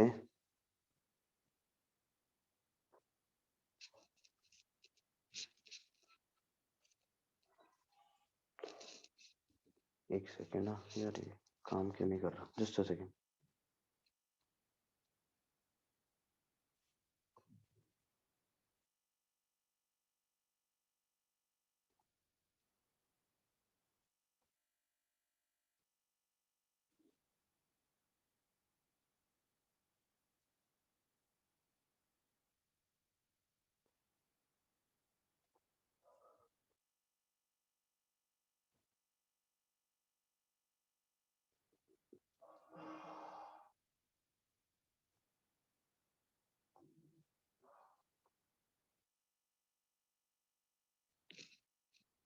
हाँ जी हाँ, ये भी ठीक है। ओके, एक तो सेट थ्योरी के एक बेसिक्स जल्दी से लिख लेते हैं। एक तो आपको याद है N of A union B क्या होता? N A plus N B minus N A intersection B, right? अगर मैं n of a union b union c तीन का बोलूं तो क्या करने का, na plus nb plus nc, मतलब एक एक वाले सारे लिख लिए, ऐड कर दिए, फिर दो दो वाले लिख के सबट्रैक्ट कर दिए, इंटरसेक्शन c, एंड फिर तीन तीन वाले सारे लिख के ऐड कर दिए, प्लस माइनस ऐसा चलता है ना। तो तीन के लिए तो एक ही है, A intersection B intersection C, intersection B intersection C. ठीक। एक डी मॉर्गन्स लॉ अगर आपको याद हो, डी मॉर्गन्स लॉ क्या होता है? डी मॉर्गन्स लॉ वो बोलता है कॉम्प्लीमेंट लोगे तो सब उल्टा हो जाएगा, मतलब मैंने ऐसे याद दिया था कि ए यूनियन बी का कॉम्प्लीमेंट लोगे तो that will be A complement intersection B complement, है ना। और ए इंटरसेक्शन बी का complement that will be A complement union B complement, right. ठीक, एक तो ये। फिर उसके बाद एक इंटरप्रिटेशन इसका, कि अगर मेरे को बोलता है कि इधर ए और बी, इधर ए, अच्छा नहीं, उससे पहले N of A complement intersection B complement अगर किसी ने बोला तो that will be N of A union B का कॉम्प्लीमेंट, एंड उसको मैं फिर N of universal set minus N of A union B ऐसा लिख दूंगा, है ना। ये समझ आता ना। देखो इसको फिफ्थ करके फोर्थ वो लिख देते हैं कि N of A complement is N of universal set minus N of A, right. तो यहाँ से ये आएगा, ठीक है। क्लियर है ना। और इसी को ही मैं एक्सटेंड करूं तीन के लिए, तो A complement intersection B complement intersection C complement, that will be N of A union B union C का complement, that will be N of U minus N of A union B union C, ये आ जाएगा। अच्छा, अब एक interpretation और लिख लो कि अगर मान लो क्वेश्चन स्टेटमेंट है इधर ए और बी, तो आपको क्या समझ आता? It is A union B, सही बात है। इधर ए और बी का मतलब ए यूनियन बी हो गया, यूनियन वही तो होता है, ए और बी। अरे बोलो सही है क्या?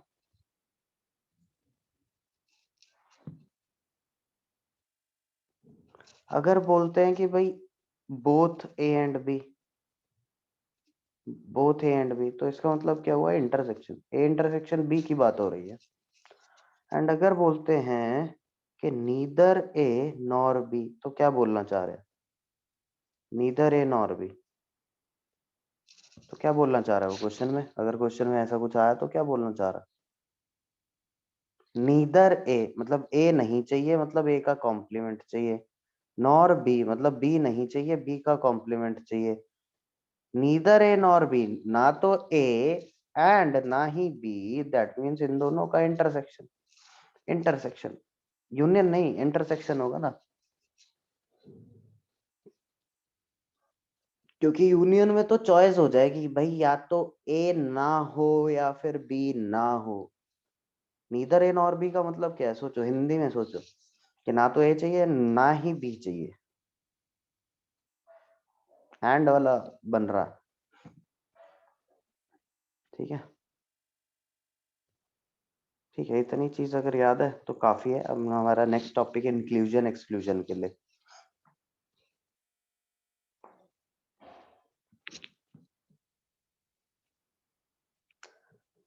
अब इसको यहीं पे लिख दो आप, सेट थ्योरी मिटा करके inclusion exclusion, inclusion exclusion principle, यही है इंक्लूजन एक्सक्लूजन प्रिंसिपल। क्या है इंक्लूजन एक्सक्लूजन? यही तो है, inclusion exclusion, inclusion exclusion, inclusion. तो इंक्लूजन एक्सक्लूजन प्रिंसिपल का मतलब यही है कि भाई हम पहले इंक्लूड करेंगे, फिर जो अनफेवरेबल इंक्लूड हो गए उनको एक्सक्लूड करेंगे, फिर अगर कुछ चीज बच गई इंक्लूड करना तो उनको इंक्लूड कर देंगे। यही हो रहा है ना यहाँ पे, देखो ध्यान से। हमने क्या किया, जैसे यहाँ पे Na प्लस NB इन दोनों को इंक्लूड किया, पर हमने फिर देखा कि भाई A इंटरसेक्शन B वाला पार्ट 2 बार इंक्लूड हो गया, एक्स्ट्रा इंक्लूड हो गया, तो उसको एक बार सब्ट्रैक्ट कर दिया, एक्सक्लूड कर दिया। ऐसा ही यहाँ कि हमने ये तीनों को इंक्लूड किया, पर फिर हमने देखा कि भाई इंटरसेक्शन वाले पार्ट 2 बार इंक्लूड हो गए, तो उनको एक एक बार एक्सक्लूड कर दिया।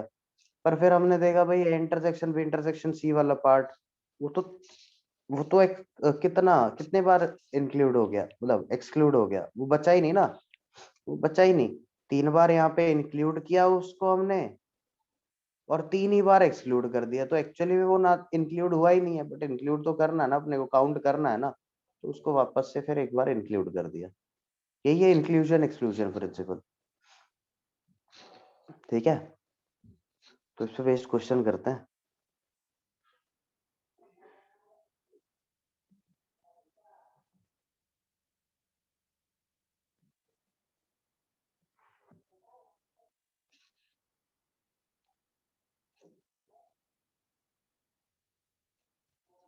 ये लिख लिया ना?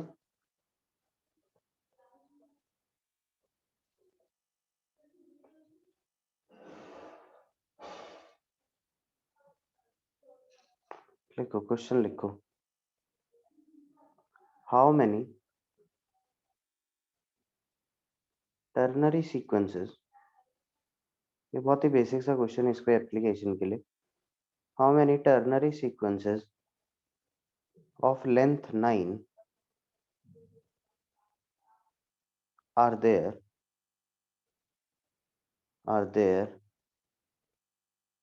which either begin with 210,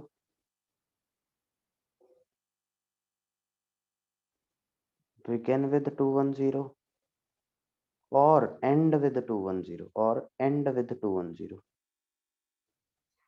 or end with 210।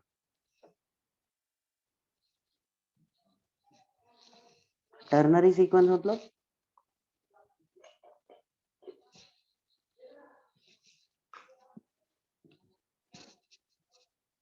Ternary sequence क्या होता है? ये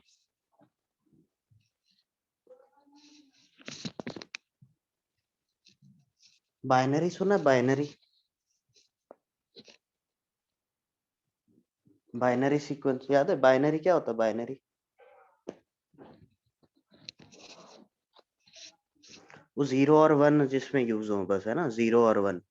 तो डेसिमल होता है जिसमें 0 से लेके 9 सब यूज होता है।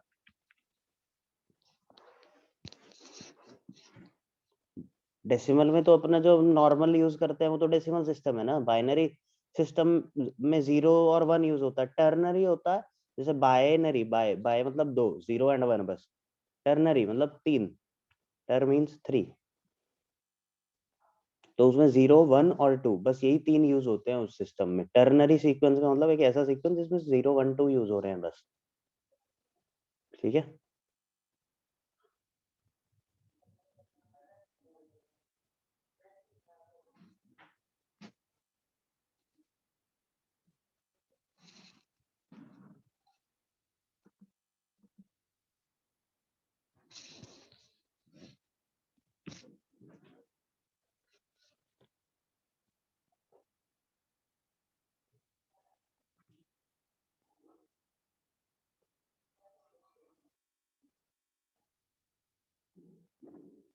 नहीं प्रशस्त मिस्टेक कर रहे हो। नहीं सर्वेश,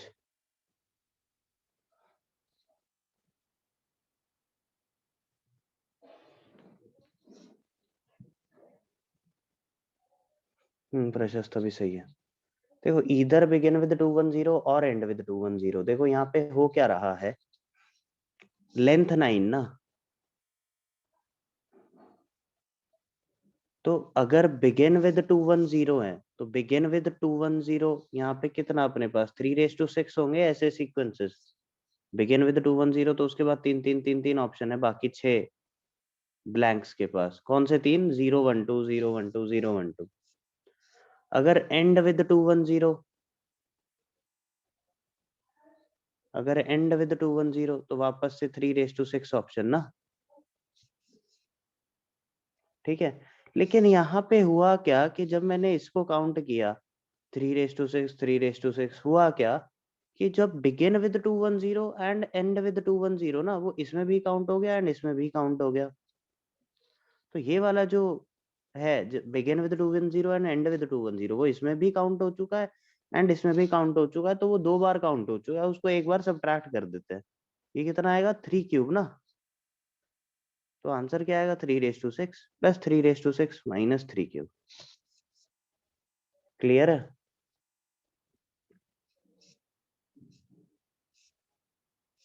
इसको अगर मैं प्रॉपरली एक ऐसा डिफाइन करके लिखूं सेट थ्योरी के हेल्प से, तो एक बार वो भी लिख लेते हैं प्रॉपर ऐसा कि भाई एक इवेंट है, एक सेट है जिसमें नंबर्स आर बिगिनिंग विद 210। देखो वही लिख रहा हूँ मैं, कुछ फर्क नहीं है। एक है इवेंट या सेट बी जिसमें एंड विद 210। अपने को निकालना है क्या, बिगिन विद 210 और end with 210, that means A union B. तो n of A union B कितना आएगा, n A plus N B minus N A intersection B. यही तो हुआ ना वो। एन ए कितना है 3:6, एन बी कितना है 3:6, और ये कितना है 3 क्यूब। वही चीज लिखी है, कुछ डिफरेंस नहीं है, सेम ही है ना। ये भी लिख लेना एक बार, ऐसा भी लिख लेना एक बार प्रॉपरली इसको। शुरू के 1-2 क्वेश्चन में ऐसा लिख लेंगे हम, फिर उसके बाद तो नॉर्मल अपने को समझ आ ही जाएगा।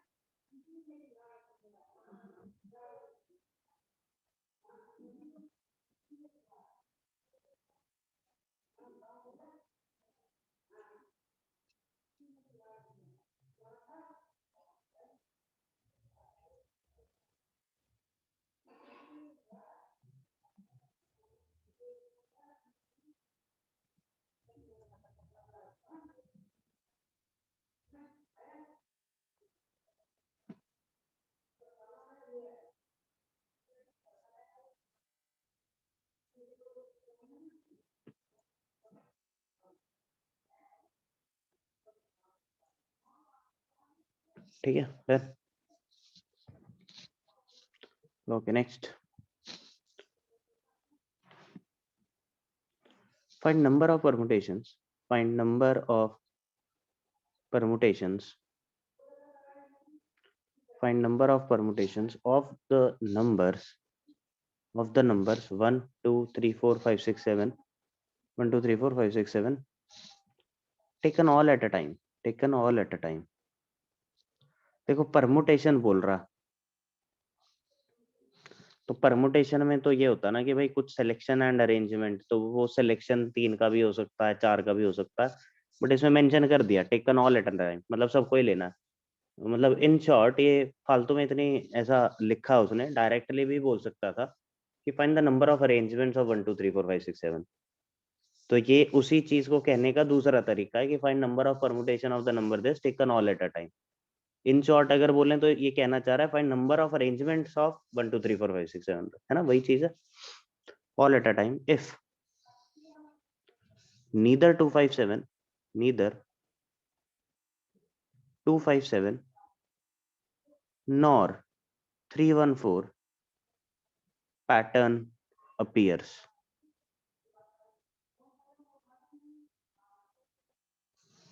Neither 257 nor 314 pattern appears।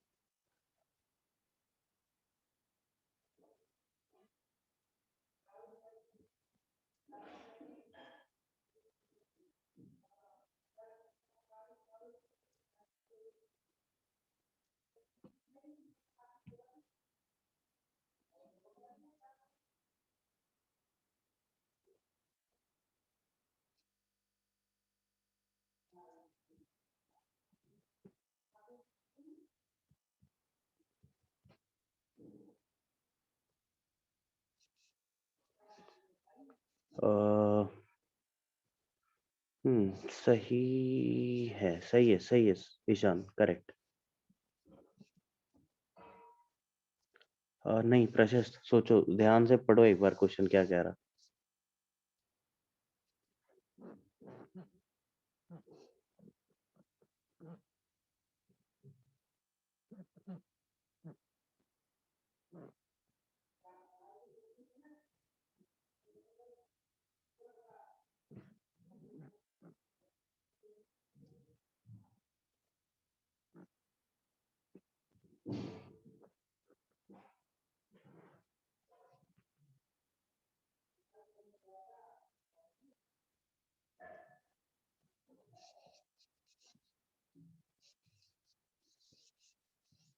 प्रशस्त अभी सही है, सर्वेश भाई गलत कर रहा।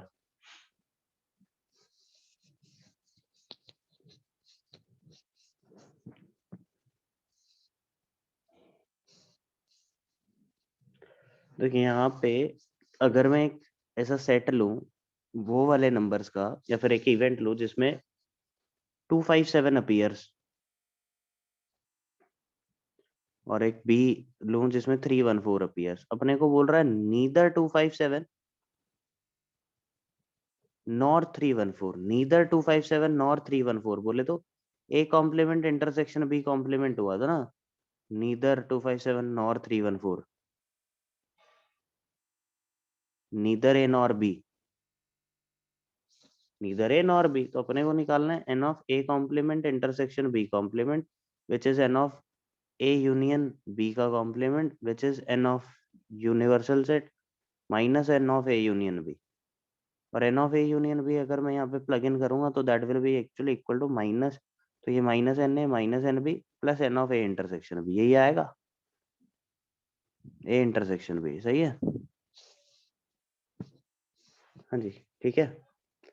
अब इसमें अब एन ए, मतलब एन ए का मतलब क्या है, ए का मतलब है 257 अपीयर्स, 257 पैटर्न अपीयर्स का मतलब क्या हुआ कि भाई अपने को क्या करना है कि 257 तो अपीयर होगा ही, तो मैं इनको रस्सी से बांध दूंगा, यहाँ स्ट्रिंग मेथड यूज करूंगा, देखो तो 1 3 4 6, बाकी 1 3 4 6, तो इनको बस अरेंज करने का तरीका है, कितना आएगा देखो 1 2 3 4 5, तो 5 फैक्टोरियल।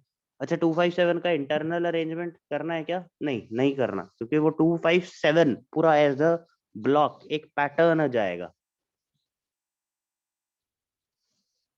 क्लियर है। हाँ,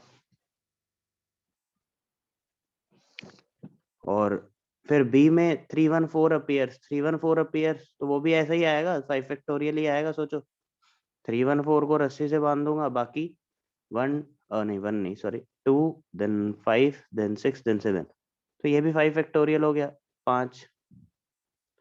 ठीक, और इंटरसेक्शन, ए इंटरसेक्शन भी क्या होगा, मतलब 257 भी अपीयर्स, तो मतलब 257 को रस्सी से बांध दो और 314 को रस्सी से बांध दो और बचा 6, तो यहाँ कितने हो गए, 3 फैक्टोरियल, तो आंसर कितना आएगा। अच्छा यूनिवर्सल सेट मतलब कोई भी रेंडम जितना पॉसिबल अरेंजमेंट है कितने होंगे, वो तो 7 फैक्टोरियल होंगे ना total, -5 factorial -5 factorial plus 3 factorial, ये आ गया, देखो क्लियर है क्या।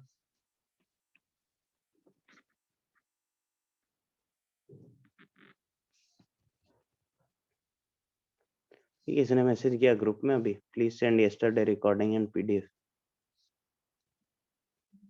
पहले ही, अच्छा ये मैं भेज देता हूँ, बट ये ज्वाइन नहीं किया क्या जिसने मैसेज किया।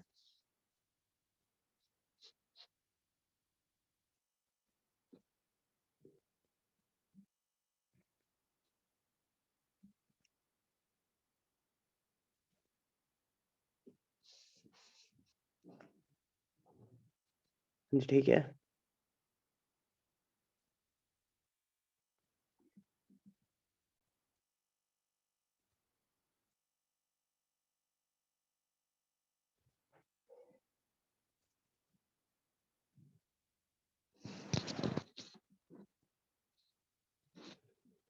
एक क्वेश्चन और इस पे बेस्ड, तो थोड़ा आपको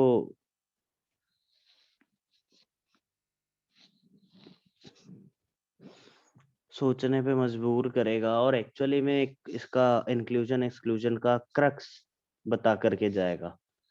क्वेश्चन बहुत ही आसान है, हमने पहले किया हुआ है और बिना इंक्लूजन एक्सक्लूजन के भी हो सकता है, बट इंक्लूजन एक्सक्लूजन से करेंगे इसको क्योंकि यहाँ से एक्चुअली में समझ आएगा अपने को कुछ। देखो,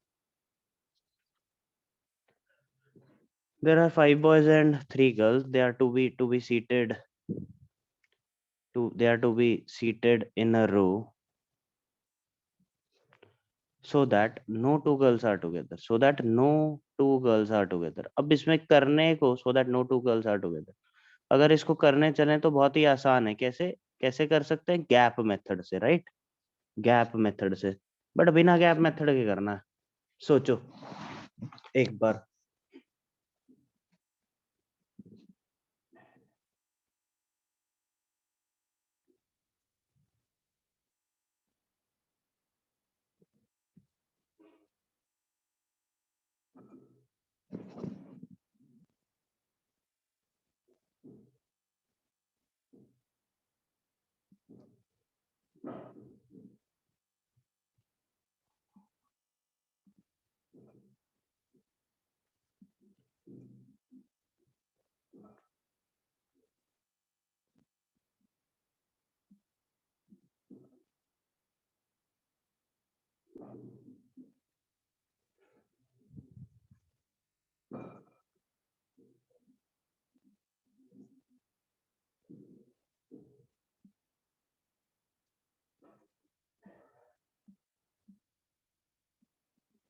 बिना गैप मेथड के इसको कैसे करें? ये क्वेश्चन जो भी हम मेथड करेंगे, इसमें जो चीज करेंगे, एक क्रक्स आपको सिखा देगा, एक्चुअल क्रक्स। फॉर्मूले से हट करके इंक्लूजन एक्सक्लूजन कैसे लगाना है, या मुश्किल क्वेश्चन अगर आ गया तो उसको कैसे टैकल करना है।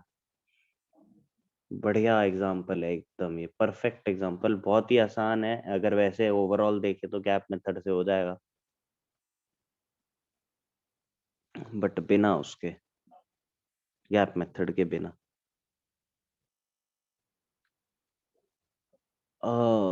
ईशान, आई गेस तुम सही ट्रैक पर जा रहे थे, बट गड़बड़ कर दी यार थोड़ी सी। चेक करो फिर से।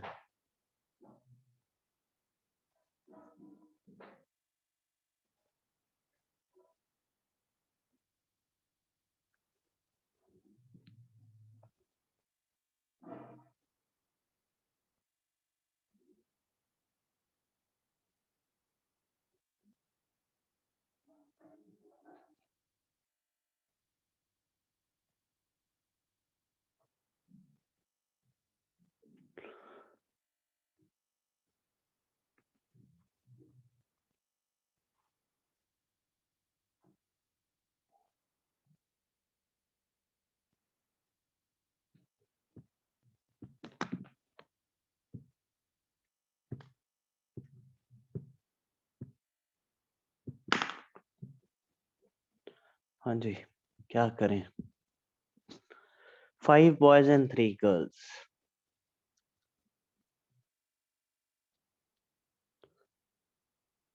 ध्यान से देखना कि girls, let's suppose G1 G2 G3 girls हैं, तो एक्चुअली में ये जो सिनेरियो बनेगा, एक सेकेंड, नहीं ईशान अभी भी सही नहीं है।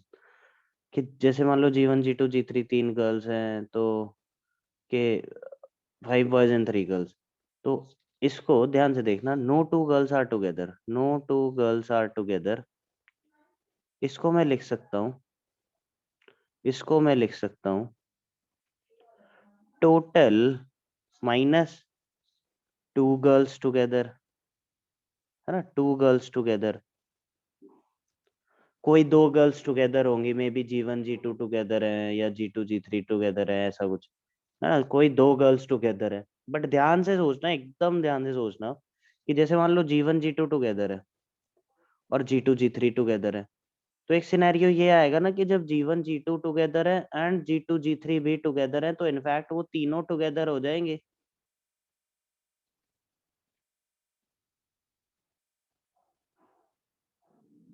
हाँ, वो तीनों टुगेदर हो जाएंगे, तो एक्चुअली में यहाँ पे हमें +3 गर्ल्स टुगेदर करना पड़ेगा। कुछ समझ आया? रिलेट कर पा रहे हो क्या? तो इंक्लूजन एक्सक्लूजन चलेगा यहाँ पे ना, इंक्लूजन एक्सक्लूजन इंक्लूजन, क्योंकि यहाँ मैं देखो एक नेक्स्ट स्टेप लिखता हूँ तो शायद और क्लियर हो। टोटल तो 8 factorial minus 2 girls together, 2 girls together कौन सी दो? तो 3C2। तो G1 G2 को रस्सी से बांध दिया तो 5 बॉयज, एक G1 G2 6 और एक G3 7, तो 7 फैक्टोरियल इंटू G1 G2 का इंटरनल 2 फैक्टोरियल। अब होगा क्या कि ये जो 3C2 वेज है उसमें जो 3 बार एक्सक्लूड कर 3 बार मैंने इंक्लूड कर दिया, वो एक्सक्लूड कर दिया कौन सा? G1 G2 वाला, G2 G3 वाला, G3 G1 वाला। तो उसमें वो 3 गर्ल्स टुगेदर वाला भी तो एक्सक्लूड हो गया 3 बार, वो इसमें भी इनसे इंक्लूड हुआ, इसमें तीनों बार अपना। तो यहाँ पे अब में ऐड करना पड़ेगा तीनों गर्ल्स टुगेदर, 6 फैक्टोरियल 3 फैक्टोरियल। देखो समझ आ रहा है क्या? Inclusion exclusion inclusion.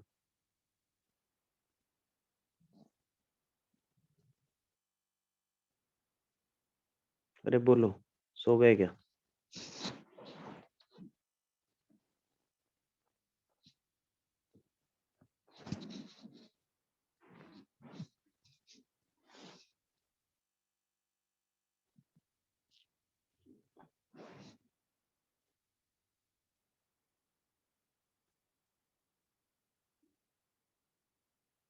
ठीक है, तो इससे रिलेटेड ना 2 क्वेश्चन और लिख लो, होमवर्क पे ले लो उसको, वो डिस्कस करेंगे। वो दोनों होते ही हमारा इंक्लूजन एक्सक्लूजन खत्म हो जाएगा। नेक्स्ट क्लास में डीअरेंजमेंट देखेंगे। ठीक है, ये हो गया ना? 2 क्वेश्चन दे रहा हूँ, वो ट्राई करना।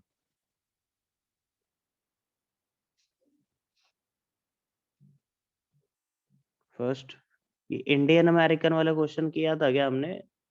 Indian American for other nationality, no two of same nationality are together. Gap से नहीं किया था, गैप मेथड से?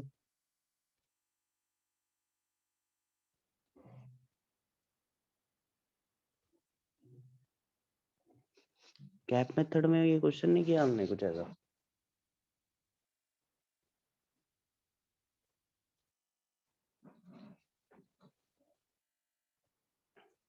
अच्छा, 2 Indians, 2 Americans and 4 men of other nationalities। मैं किसी किया होगा यार गैप मेथड के time. nationalities all different are seated in a row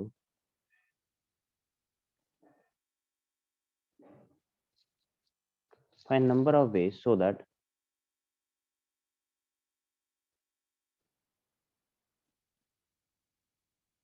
no two men of same nationality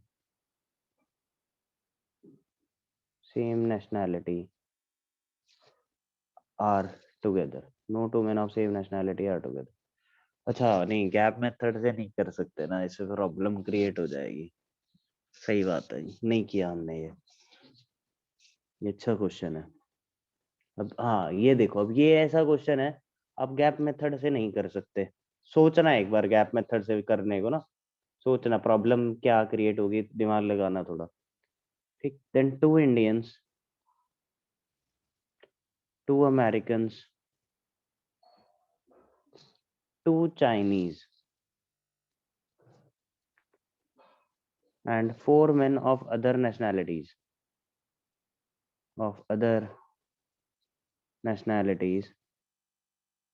all different, are to be seated in a row,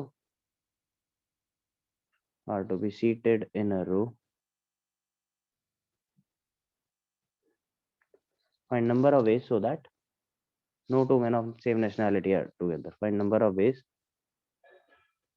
so that no two men of same nationality are together, same nationality are together.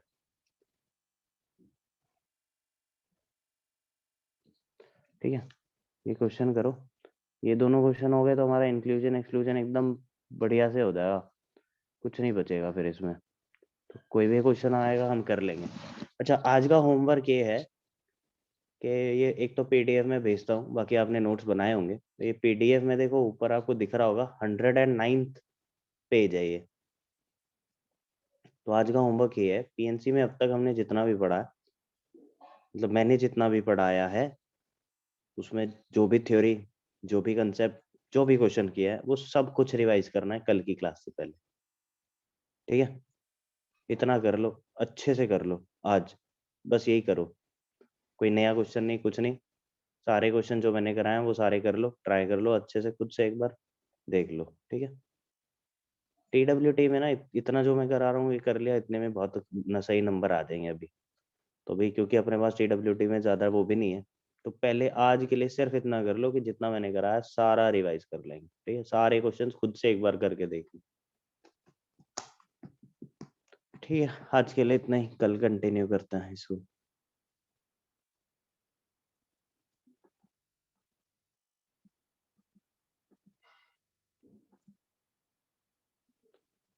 Okay then, bye.